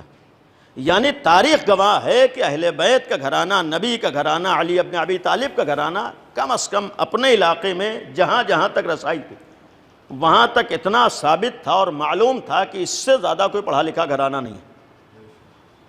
اس سے زیادہ پڑھا لکھا کوئی گھرانہ. اس کا نتیجہ کیا ہوا جو میں نے بعض موقعوں پر عرض بھی کیا ہے کہ اس کا ایک نتیجہ یہ تھا کہ اگر ہم خاندان نبوت میں دیکھیں تو ظاہری اعتبار سے نہ تو ان کو حکومت ملی، مولا کائنات کو 4.5 سال حکومت ملی اور پھر کچھ عرصہ امام رضا کے سامنے ولی عہدی والا سلسلہ آیا، ورنہ معمولاً ان کے پاس حکومت نہیں تھی، اقتدار نہیں تھا، یہاں تک کہ دولت نہیں تھی، مال نہیں تھا. اور ظاہر سی بات ہے کہ جب حکومت نہ ہو، مال نہ ہو تو پھر ان کے ساتھ پبلک بھی نہیں تھی، اس لیے کہ پبلک اسی کے ساتھ ہوگی جس کے پاس یا تو حکومت کا زور ہو یا مال کا زور ہو. اس لیے کہ معمولاً پبلک بھاگتی ادھر ہی ہے کہ جہاں پر کوئی زور پایا جا رہا ہو یا پھر مال پایا جا رہا ہو. یعنی دو ہی وجہ سے آدمی کسی کے پیچھے بھاگتا ہے، یا تو ڈر کی وجہ سے یا لالچ کی بنیاد پر. جب ڈنڈے کا زور ہوتا ہے تب آدمی سر جھکا دیتا ہے، اور جب لالچ ہوتی ہے تب کسی کے آگے سر جھکا دیتا ہے. اور پھر اسی بنیاد پر اہل بیت کے پاس نہ تو پبلک رہی ہے، نہ مال رہا ہے، نہ حکومت رہی ہے. اور یہاں رک کر ایک بات موجودہ حالات میں ضرور عرض کروں گا، بعض موقعوں پر عرض بھی کیا ہے کہ اہل بیت سے حکومت بھی لی گئی، ورنہ حقیقت یہ ہے کہ نبی کے بعد ظاہری حکومت کا اگر حق تھا تو صرف علی ابن ابی طالب کو تھا. یعنی اس زمانے میں بھی اگر حکومت کرنے کا حق تھا تو علی ابن ابی طالب کو حق تھا، اس لیے کہ اسلام میں خاندان پرستی یا عمر وغیرہ نہیں دیکھی جاتی ہے، بلکہ لیاقت و اہلیت دیکھی جاتی ہے. لہذا حق تھا، اس کے باوجود حق نہیں ملا اور حکومت کا بھی موقع نہیں مل سکا. تو افسوس ہے انسانیت کے لیے کہ ایک ایسا رہنما، ایک ایسا آئیڈیل جس کو دنیا نے صرف 4.5 سال موقع دیا حکومت کرنے کا، ورنہ اگر نبی کے بعد صرف جتنی زندگی میں ان کی باقی تھی اتنا ہی اگر انہیں حکومت کا موقع مل گیا ہوتا تو آج اسلام کا رنگ ہی کچھ اور ہوتا، بلکہ دنیا کا رنگ کچھ اور ہوتا، لیکن نہیں ملا ہے. اور اسی حکومت چھننے کے بعد پھر حکومت نہیں چھنی بلکہ حکومت کے ساتھ ساتھ امیر المومنین سے مال بھی چھنا. اور یہ ہماری اسلامی تاریخ ہے کہ اہل بیت سے فدق چھینا گیا. اور اس ذیل میں ایک بات عرض کروں گا کہ جب ہمارے سامنے ہماری اپنی تاریخ یہ ہے کہ فدق چھن گیا ہے، تو جب علی کے پاس فدق باقی نہ رہا تو کوئی گارنٹی نہیں ہے کہ آپ کے پاس آپ کی زمین و جائیداد باقی رہ جائے. تاریخ ہے کہ بہرحال جب علی ابن ابی طالب کے پاس فدق باقی نہ رہا، کوئی گارنٹی نہیں ہے کہ آپ کے پاس آپ کی زمین و جائیداد باقی رہ جائے. کب کون سا قانون آ جائے، لہذا یہ ایک ہمارے لیے قابل توجہ ہے. میں نے اس لیے عرض کیا کہ بہرحال انسان کا اپنا حق ہے، اور اس کے سلسلے میں شہزادی کونین کی سیرت بھی ہے کہ آدمی یہ بھی نہ سوچے کہ ہم خاموش ہو جائیں اور پھر یہ پتہ ہی نہ چلے کہ صحیح بات کیا ہے اور غلط بات کیا ہے اور حق کیا ہے باطل کیا ہے، کون کس کا حق تھا. لہذا بعض موقعوں پر کم از کم اتنا سامنے آنا ضروری ہوتا ہے کہ صحیح کیا ہے غلط کیا ہے. لیکن اس ذیل میں جو ایک بات عرض کرنے کا مقصد ہے کہ اگر صدیقہ طاہرہ اور امیر المومنین کا حق چھنا ہے اور فدق چھنا ہے تو یہ ہمارے اور آپ کے لیے درس بھی ہے کہ اگر ہمیں بھروسہ کرنا ہے تو کبھی بھی مال پہ بھروسہ نہ کریں، اس لیے کہ مال کبھی بھی چھینا جا سکتا ہے. بھروسہ کریں تو ایسی چیز پہ بھروسہ کریں جو دشمن لاکھ دشمنی کر لے تبھی چھین نہ سکے. اور اگر تاریخ میں کوئی بڑے سے بڑا دشمن کسی ملکیت پر قبضہ نہیں کر سکتا ہے، نہیں چھین سکتا ہے، وہ انسان کا علم ہوتا ہے. یعنی آپ کا مال تو چھن سکتا ہے، آپ کی حکومت تو چھن سکتی ہے، آپ کا اختیار تو چھینا جا سکتا ہے، لیکن آپ کے علم کو کوئی نہیں چھن سکتا ہے.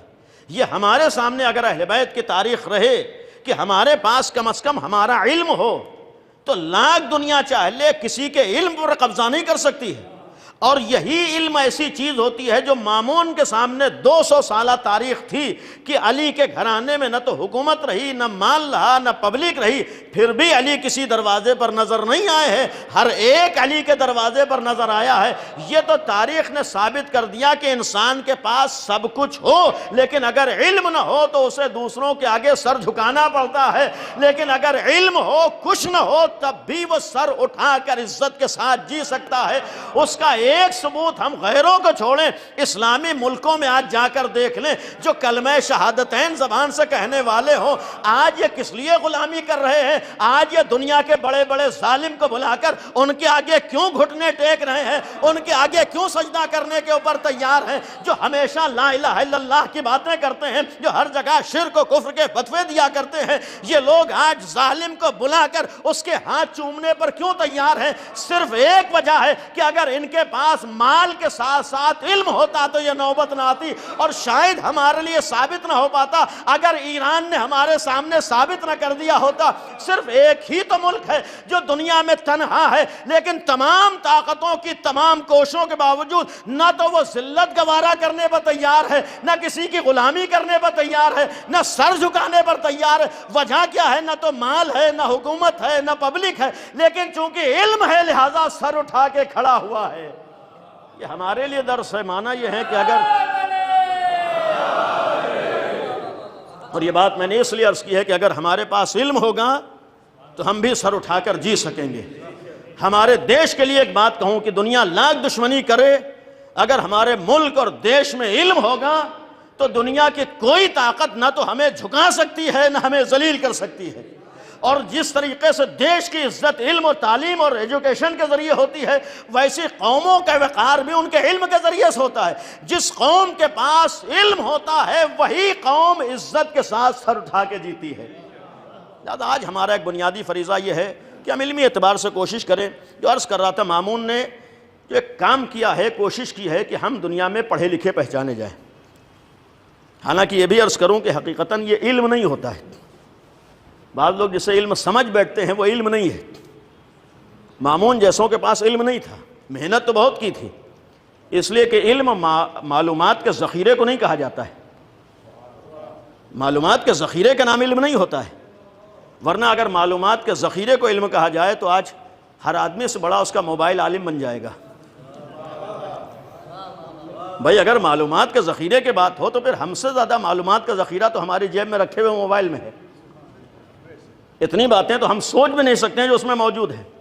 بڑے سے بڑا عالم ہو، کسی فیلڈ کا ماہر ہو، کسی چیز کا جواب نہیں دے سکتا ہے، لیکن وہ ایک ایسا عالم ہے جو ہر بات کا جواب بھی دے دیتا ہے. یعنی کوئی بھی سوال آپ کیجئے آپ کو جواب دے دے گا. تو اس کے معنی یہ ہے کہ عالم ہونے کے معنی یہ نہیں ہوتے ہیں کہ صرف معلومات کا ذخیرہ ہو جائے. عالم ہونے کے معنی یہ نہیں ہوتے کہ خالی ڈگریاں آ جائیں. عالم ہونے کے معنی ایک یہ ہوتے ہیں کہ اگر علم آیا ہے تو علم کے ساتھ ساتھ کتنی انسانیت آئی ہے. اگر علم آیا ہے تو کتنا برائیوں سے تم نکلے ہو.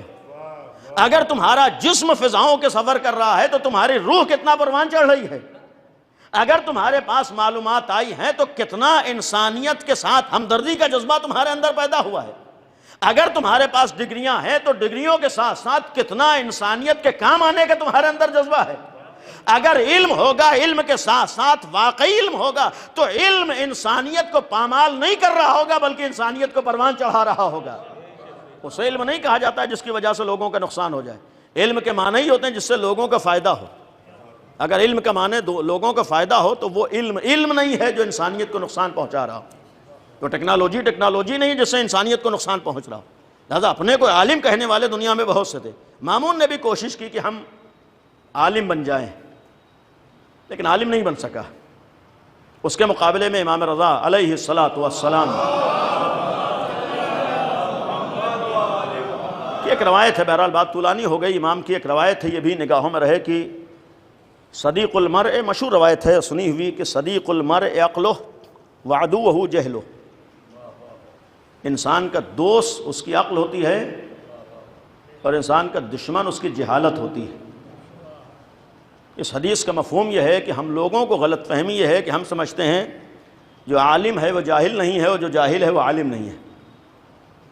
جو واقعی عالم تھے انہوں نے یہ کہا کہ جو عقل مند ہے وہ جاہل نہیں ہوگا، جو جاہل ہوگا وہ عقل مند نہیں ہوگا. یعنی ان لوگوں کے مطابق علم اور جہالت آمنے سامنے نہیں ہے بلکہ عقل اور جہالت آمنے سامنے ہے. جہاں عقل ہے جہالت نہیں ہے، جہاں جہالت ہے وہاں عقل نہیں ہے. یہی تو شاید ہماری غلط فہمی ہوئی کہ ہم سمجھے جو جاہل نہیں ہے وہ عالم بن جائے گا. نہیں ہو سکتا ہے دنیاوی اعتبار سے بہت بڑا عالم ہو لیکن جہالت سے ذرہ برابر آگے نہ بڑھا ہو. اسی لیے جہالت کے معنی خالی معلومات نہیں ہے. جہالت کے معنی اللہ نے عقل جیسی نعمت دے کر اگر انسان بنایا ہے تو کتنے فیصد تم انسان بنے ہو. عقل دے کر اگر انسانیت دی ہے تو تم نے کتنا عقل کا استعمال کیا. لہذا مامون نے جو کوشش کی، ایک کوشش بہرحال بات طولانی ہو گئی، ختم کر رہا ہوں. مامون نے ان کوششوں میں یہ چاہا کہ اہل بیت کی اس پہچان کو مٹا دیا جائے کہ یہی لوگ پڑھے لکھے ہوتے ہیں. سراحت سے عرض کر رہا ہوں، یعنی مامون کی ایک سیاست یہ تھی کہ دنیا میں جو علی کا گھرانہ پڑھا لکھا گھرانہ مشہور تھا، یہ پہچان ان کی ختم ہو جائے، لوگ ہمیں پڑھا لکھا سمجھنے لگے. بہت آسان الفاظ میں عرض کر رہا ہوں. مامون نے یہ سیاست چلی کہ علی کے گھرانے کی علمی پہچان ہمارے گھرانے میں آ جائے. اور یہ کس لیے؟ علم کے شوق میں نہیں تھا، علم کو اچھا سمجھ کے نہیں تھا، بلکہ اس نے یہ علمی میدان میں صرف اس لیے محنت کی تھی کہ اس 200 سال میں اس کے آباء و اجداد نے لاکھ کوششیں کیں، اپنے ظالمانہ نظام میں ذرہ برابر کامیاب نہ ہو سکا اور اہل بیت کو شکست نہ دے سکا، یا یہ کہوں کہ حق کو شکست نہ دے سکا. تو اس کو یہ غلط فہمی ہوئی کہ جب ہم پڑھے لکھے مشہور ہو جائیں گے تو اپنے مشن میں کامیاب ہو جائیں گے. لیکن یہی تو امام رضا کا کمال تھا کہ مامون نے لاکھ کوششیں کی ہیں اور انہی کوششوں کے نتیجے میں جو مامون نے کام کیے ہیں، کتنے مناظرے کرائے ہیں۔ آج تاریخ اٹھا کر دیکھیے، مامون نے جو مناظرے کرائے ہیں معمولی مناظرے نہیں تھے، علمی گفتگو ہوتی تھی، حق اور باطل کے سلسلے میں باتیں ہوتی تھیں، لیکن مامون کا مشن مناظروں سے حق و باطل کو آشکار کرنا نہیں تھا۔ مامون کا مقصد یہ نہیں تھا کہ مناظرے ہوں تاکہ لوگوں کو صحیح اور غلط کا علم ہو جائے، مامون کا مقصد یہ نہیں تھا کہ مناظرے ہوں تاکہ حق اور باطل آشکار ہو جائے۔ حتیٰ مامون نے خود بیٹھ کے مناظرہ کیا ہے حق اور باطل کے سلسلے میں، لیکن مامون کا مقصد ان مناظروں سے حق اور باطل نہیں تھا، بلکہ بظاہر تو وہ بات حق و باطل کی کر رہا تھا، بظاہر تو مناظرے کر رہا تھا، بظاہر تو باطل کو جواب دلوا رہا تھا، لیکن ہرگز اس کی نیت حق و باطل کو آشکار نہیں کرنا تھا، بلکہ جب خود ظالم ہے تو اس کا مشن کچھ اور تھا۔ مشن کچھ بھی رہا ہو، اتنا تو ثابت ہو ہی گیا کہ اگر کبھی کبھی مناظرے ہو رہے ہوں، حق و باطل کی بات ہو رہی ہو، تو ضروری نہیں ہے کہ ان مناظروں کا مقصد دنیا کے سامنے حق و باطل پہنچانا ہو۔ جب مامون جیسا باطل مناظرے کرا کر حق و باطل کو سامنے لانے کی کوشش اپنے باطل منصوبوں کی بنیاد پر کر سکتا ہے، تو آج کی باطل طاقتیں بھی ہو سکتا ہے سوشل میڈیا پر بعض افراد کو خرید کر مناظروں کے بہانے اپنے باطل مشن کو سماج میں پھیلانے کی کوششیں کر رہی ہو۔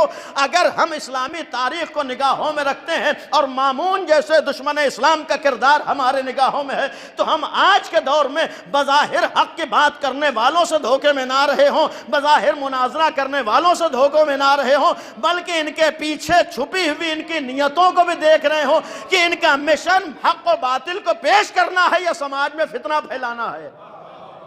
یہ افراد کس لیے مناظرہ کریں؟ سماج میں فساد پھیلانے کے لیے کر رہے ہیں، یہ سماج میں حق و باطل کے لیے مناظرہ کریں؟ صلوات پڑھ دیں بر محمد و آل محمد۔ تو امام رضا کی صلوات پڑھ دی بھائی، ایک اور صلوات پڑھ دی بر محمد و آل محمد، درمیان نہیں کیتا، ایک اور صلوات پڑھ دیں بر محمد و آل محمد۔ حالانکہ وقت مکمل ہو گیا، بس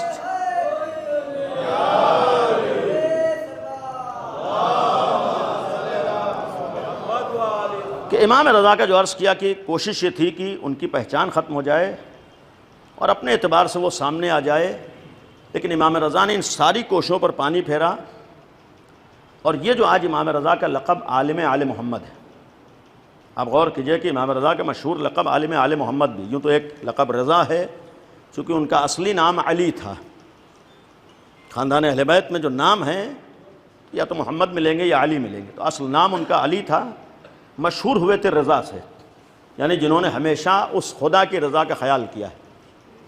رضا اس لیے تھا کہ انہوں نے مامون کے دربار میں ولی عہد بن کر بھی مامون کی خوشنودی کا خیال نہیں کیا ہے، بلکہ اپنے خدا اور اپنے معبود کی خوشنودی کا خیال کیا ہے۔ دربار تک پہنچ کر بھی تمام طرح کے نقصانات اور خوف کو نگاہوں میں رکھتے ہوئے بھی امام رضا نے مامون کی خوشنودی کی فکر نہیں کی ہے، بلکہ اپنے خدا کی خوشنودی کی فکر کی ہے۔ امام رضا کو اس بات کا خوف نہیں تھا کہ ہمارے ساتھ کیا سلوک ہوگا، انہیں اس بات کی فکر تھا کہ ہمارا خدا ہم سے راضی رہے، اور یہی سیرت امام رضا نے ہمارے سامنے پیش کی ہے کہ ہمیں بھی زندگی کے ہر موڑ کے اوپر اپنے خدا کی رضا کا خیال کرنا ہے، اس لیے کہ اگر خدا کی رضا کا خیال ہے تو لاکھ دشمن چاہے کسی بھی انسان کو نقصان نہیں پہنچا سکتا ہے۔ یہ ہماری بھول ہوتی ہے کہ ہم سمجھتے ہیں کہ ہمارا نقصان ہو جائے گا۔ نقصان سے مراد کیا ہے؟ ہمارا مال چلا جائے گا، ہماری نوکری چلی جائے گی، ہماری شہرت پہ آنچ آئے گی، یا نقصان سے مراد یہ ہے کہ ہمارا خدا ہم سے راضی نہیں رہے گا؟ نقصان سے مراد یہ ہے کہ آخرت ہماری تباہ ہو جائے گی۔ یہی تو ہمیں غور کرنا ہے کہ ہماری آخرت تباہ نہ ہونے پائے، چاہے ظاہری اعتبار سے تھوڑا بہت ہمارا نقصان ہو جائے۔ یہ امام رضا۔ دوسری چیز جو عالم آل محمد مشہور تھے، اس وجہ سے بھی مشہور تھے کہ مامون کی تمام کوششوں کے باوجود جو اس نے کی تھیں کہ اہل بیت کے گھرانے کی یہ پہچان مٹ جائے اور ہم عالم کی حیثیت سے سامنے آ جائیں، امام نے اس کو اس کی کوششوں میں کامیاب نہیں ہونے دیا۔ یہی تو پیغام دیا کہ تمہارے پاس بظاہر اقتدار حکومت تو ہو سکتا ہے، لیکن اللہ نے اگر علم ہمیں عطا کیا ہے تو علم ہماری ملکیت ہے جو باقی رہے گا۔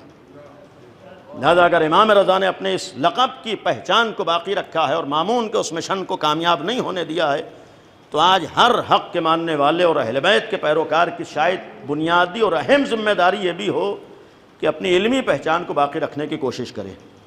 جن مرحوم کے سال ثواب کی مجلس تھے اور وہ اور ان کا گھرانہ بھی الحمدللہ علمی اعتبار سے انہوں نے اپنی پہچان کو بنایا ہے۔ دعا یہ ہے کہ جس طریقے سے چند افراد ہماری قوم میں علمی اعتبار سے آج اپنی پہچان بنائے ہوئے ہیں، دعا کیجئے کہ قوم کا ہر فرد اسی اعتبار سے اپنی علمی پہچان کو بنا رہا۔ جیسے آل محمد کا گھرانہ علمی اعتبار سے مشہور تھا، دعا کیجئے کہ اہل بیت کے چاہنے والے بھی علمی اعتبار سے مشہور ہو جائیں۔ جیسے اہل بیت کا جب نام آتا تھا لوگ کہتے تھے ان سے زیادہ کوئی تعلیم یافتہ نہیں ہے، آج بھی جب اہل بیت کے چاہنے والوں کی بات آئے تو دنیا کا ہر انسان کہے کہ ان سے زیادہ کسی کے پاس علم نہیں ہوتا ہے۔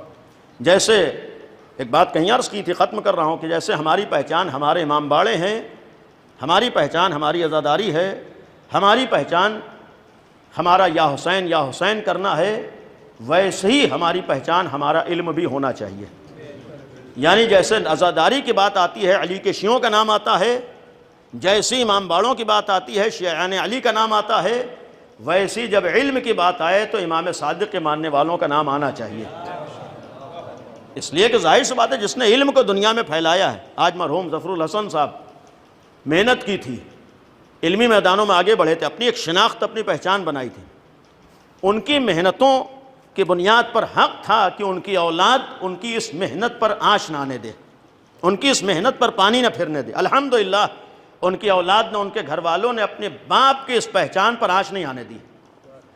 یعنی آج اگر باپ نے محنت کر کے اپنی پہچان بنائی تھی تو ان کے بیٹوں نے ان کے نقش قدم کے اوپر چلتے ہوئے اپنے باپ کی اس پہچان کے اوپر آنچ نہیں آنے دی ہے، اپنی بھی ایک علمی پہچان بنائی ہے جو ان کا حق تھا۔ جس طریقے سے آج مرحوم کے اولاد نے اپنے باپ کی اس پہچان کو مٹنے نہیں دیا ہے، ویسے ہی کوشش کریں کہ علی کا ہر چاہنے والا علی کی بھی اس پہچان کو مٹنے نہ دے کہ اگر ہمارا علی سب سے بڑا عالم تھا تو ہمیں بھی علمی اعتبار سے سب سے آگے رہنا ہے۔ آج ہم کو کوشش کرنا ہے کہ ہم علمی میدانوں میں آگے بڑھیں۔ یہ بچوں کے لیے، جوانوں کے لیے عرض کر رہا ہوں، کوشش کریں کہ آج ہماری علمی پہچان ہو۔ ابھی رزلٹ آیا ہے، خدا کا شکر ہے کہ بہت سے بچوں نے محنت کی ہے، وہ بچے لائق مبارکباد ہیں، قابل قدر ہیں، لیکن اس کے ساتھ ساتھ وہ دیگر افراد کو بھی سوچنا ہے کہ آج محنت انسان کی ضائع نہیں جاتی ہے، انسان کی محنت برباد نہیں ہوتی ہے۔ اور اس رزلٹ میں آپ نے کتنے ایسے چہرے دیکھے ہوں گے کہ جہاں پر ضروری نہیں ہے کہ بچے نے اچھے سے اچھے اسکول میں ایڈمیشن لیا ہو تبھی وہ کامیاب ہوا ہو، کوئی ضروری نہیں ہے کہ بڑی بھاری فیس دی ہو تبھی کامیاب ہوا ہو۔ نہیں، آج ہمارے سامنے معمولی اسکول کے بچے بھی کامیاب ہوئے ہیں، معمولی فیس دینے والے بھی کامیاب ہوئے ہیں۔ اس کے معنی یہ ہے کہ صرف اچھے اسکول سے علم نہیں ملتا ہے، صرف بھاری فیس دینے سے علم نہیں ملتا ہے، انسان جب محنت کرتا ہے، توجہ دیتا ہے، تب علمی میدانوں میں آگے بڑھتا ہے۔ ہو سکتا ہے کسی کے سامنے ایسے وسائل فراہم نہ ہوں کہ بہترین اسکول میں ایڈمیشن ہو جائے، ہو سکتا ہے جیب میں اتنے پیسے نہ ہوں کہ بھاری فیس دے دیں، لیکن محنت ہر آدمی کے اختیار میں ہے۔ اگر ہم نے محنت کر لی تو اچھا اسکول بھی ہونا ضروری نہیں ہے، اگر ہم نے محنت کر لی تو بھاری فیس ہونا بھی ضروری نہیں ہے، اگر ہم محنت کریں گے تو ضرور ہم آگے بڑھیں گے۔ آج ہمارا مشن ہونا چاہیے کہ ہمیں محنت کرنا ہے، اور خدا کا شکر ہے کہ اس وقت توجہ ہوئی ہے، لیکن دعا کریں کہ یہ چند افراد کو جو توجہ ہوئی ہے ہماری پوری قوم کو توجہ ہو جائے اور ہم علمی اعتبار سے ایک مشن کے طور پر آگے بڑھ سکیں۔ آج ہمارے دیش کو بھی علم کی ضرورت ہے، ہمارے ملک کو بھی علم کی ضرورت ہے، ہماری قوم کو بھی علم کی ضرورت ہے، اور بالخصوص ان لوگوں کو اور زیادہ ضرورت ہے جن کی خاندانی پہچان علم رہی ہے۔ یعنی ہمیں محنت کر کے کوئی نیا مقام حاصل نہیں کرنا ہے، بلکہ جو اہل بیت نے ہمیں جہاں تک پہنچایا تھا وہاں تک دوبارہ محنت کر کے پہنچنا ہے، اور اسی علم کو مٹانے کے لیے، دنیا میں ظلم کو پھیلانے کے لیے حق والوں کے خلاف کوششیں ہوتی رہیں، اور اس کا ایک نمونہ خود امام رضا تھے۔ جب علم کے مقابلے میں کوئی نہیں آ سکتا ہے تو پھر وہی راستہ اپناتا ہے۔ پہلے تو کوشش کی کہ ہم سامنے آ جائیں اور ہماری پہچان بن جائے اور ہمیں لوگ عالم پہچان لیں، لیکن جب اس نے دیکھا کہ سارے منصوبے اس کے ناکام ہوئے تو پھر وہی حربہ اپنایا جو اس کے آباء و اجداد نے اپنایا تھا کہ انہیں قتل کر دیا جائے، انہیں زہر دے دیا جائے۔ لہذا امام رضا کو بھی زہر دیا گیا۔ ایک باپ کے سال ثواب کی مجلس ہے، آج بیٹے سامنے موجود ہیں. باپ کی جدائی کتنا بھی عرصہ کیوں نہ گزر جائے، باپ باپ ہوتا ہے، باپ کی اہمیت کبھی کم نہیں ہو سکتی ہے. اور جب بھی باپ کی جدائی کا احساس ہوتا ہے اور انسان اپنے کو اس شجر سایہ دار سے محروم دیکھتا ہے تو کہیں نہ کہیں اسے احساس ضرور ہوتا ہے کہ آج ہمارے سر کے اوپر ہمارا شفیق باپ موجود نہیں ہے. جبکہ ہم لوگ اپنے باپ کے جانے کے بعد جتنا خیال کر سکتے ہیں کرتے ہیں، جتنا اہتمام کر سکتے ہیں کرتے ہیں. لیکن تاریخ اٹھا کر دیکھیے، اہل بیت کا گھرانہ جس نے انسانیت کے لیے سب کچھ قربان کر دیا تھا، ان کے ساتھ جو سلوک ہوا ہے. امام رضا جنہیں مامون نے بلایا، لیکن جب اپنے سارے منصوبے ناکام ہوئے تو اس نے وہی راستہ اپنایا کہ انہیں زہر دے دیا جائے، انہیں قتل کر دیا جائے. غریب الوطنی میں، پردیس میں امام رضا کو زہر دیا گیا، اور جس وقت زہر دیا گیا ہے تو گھر کا کوئی فرد سرہانے موجود نہیں تھا. غریب الوطنی میں شہید کیے گئے ایک چاہنے والا ابا سلط ہروی ہے جو امام کے سرہانے موجود ہے، امام کے پاس موجود ہے. امام جب مامون کے دربار میں گئے، مامون نے زہر دیا ہے، اور جب واپس آئے تو پیر لڑکھڑا رہے تھے. امام بیت الشرف میں آئے، اپنے گھر میں آئے، ابا سل سے اپنے صحابی سے اور اپنے غلام سے فرمایا کہ دروازہ بند کر لو، مامون نے مجھے زہر دیا ہے اور زہر نے اپنا اثر دکھا دیا ہے، میرا آخری لمحہ ہے، آخری وقت ہے، میں دنیا سے جا رہا ہوں، کو دروازہ بند کر لو، کسی کو اندر نہ آنے نہ دینا. ابا سل کہتے ہیں میں صحن خانہ میں بیٹھ کر امام رضا کی غریب الوطنی پہ آنسو بہا رہا تھا، امام کی مظلومیت پہ رو رہا تھا. اتنے میں نے اس حجرے سے رونے کی آواز سنی جہاں امام تنہا تھے. میں دوڑ کر جب پہنچا تو دیکھا کہ امام رضا ایک کم سن نوجوان ہے جسے آغوش میں لیے ہوئے آنسو بہا رہے ہیں. ایک 8-9 سال کا بچہ ہے جسے گلے سے لگائے ہوئے ہیں، امام بھی آنسو بہا رہے ہیں، وہ کم سن شہزادہ بھی گریہ کر رہا ہے. میں نے سوال کر لیا اس شہزادے کی طرف دیکھ کر کہ آپ بند دروازے سے اندر کیسے آئے؟ جواب دیا، اے ابا سل، جو خدا مجھے مدینے سے خراسان تک لایا ہے وہی خدا مجھے بند دروازے سے اندر لایا ہے. اے ابا سل، میں کوئی اور نہیں، انہی رضائے غریب کا بیٹا تقی جواد ہوں. باپ دنیا سے جا رہا تھا، اکیلے تھے، آخری لمحات میں امام جواد بھی پہنچ گئے. عزیزو، گرمی شدید ہے، آپ تمام مظلومیتوں میں اس مظلومیت کو اس موسم میں کسی حد تک محسوس کر سکتے ہیں کہ پیاس کسے کہا جاتا ہے.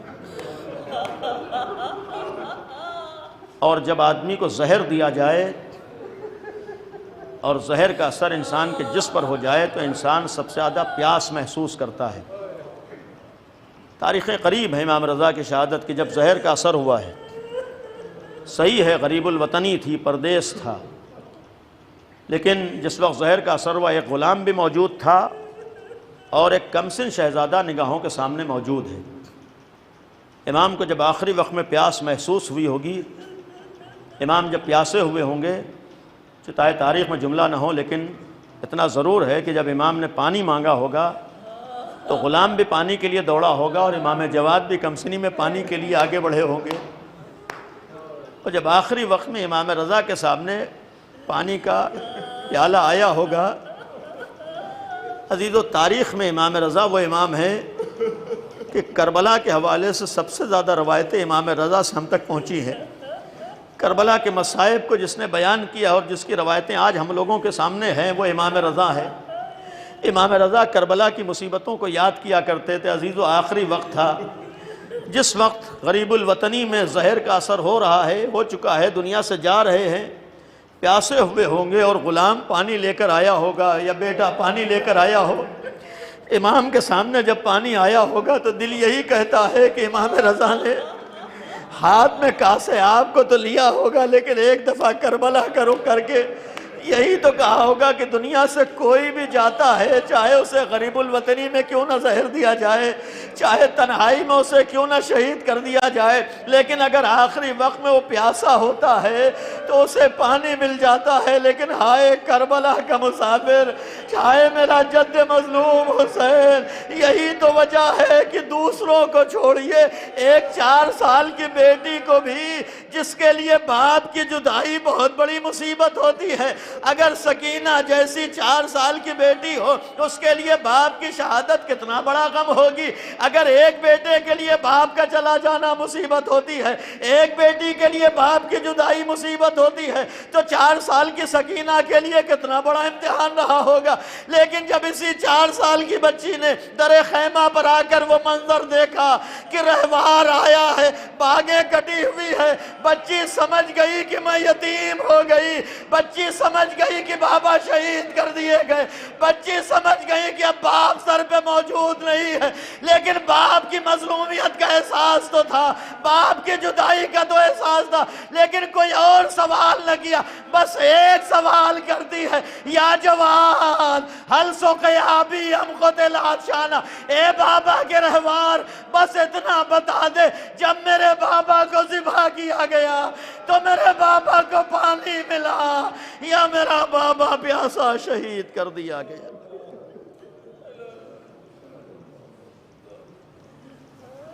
الا لعنت اللہ علی القوم الظالمین. سيعلم الذين ظلموا أي منقلب ينقلبون. خدایا ہماری اس عبادت کو قبول فرما، خدایا اس ذکر کو مرحوم کی مغفرت کا ذریعہ قرار دے، پالنے والے تمام مرحومین کی مغفرت فرما.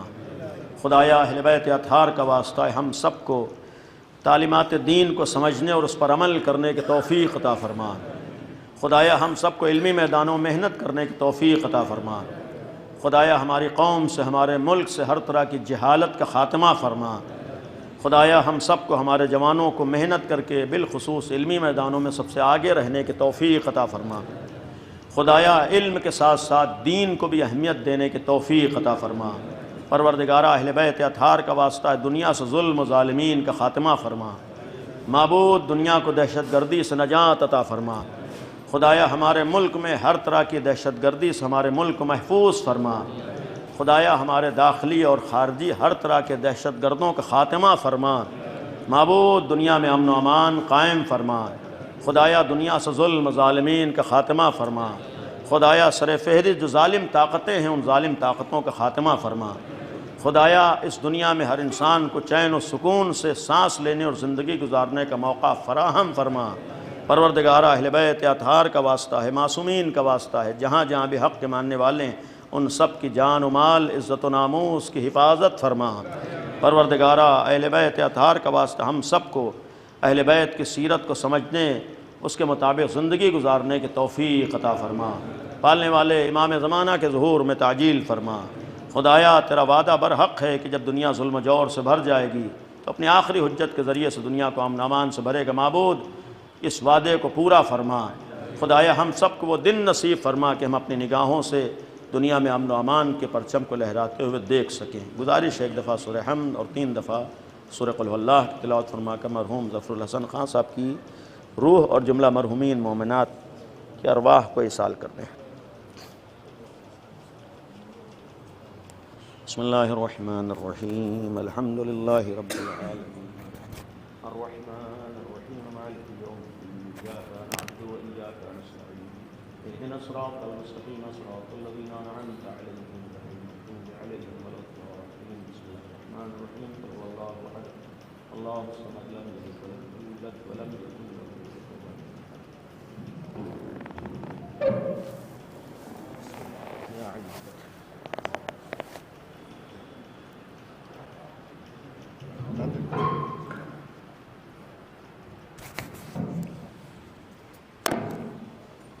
سلام پڑھیں گے صاحب.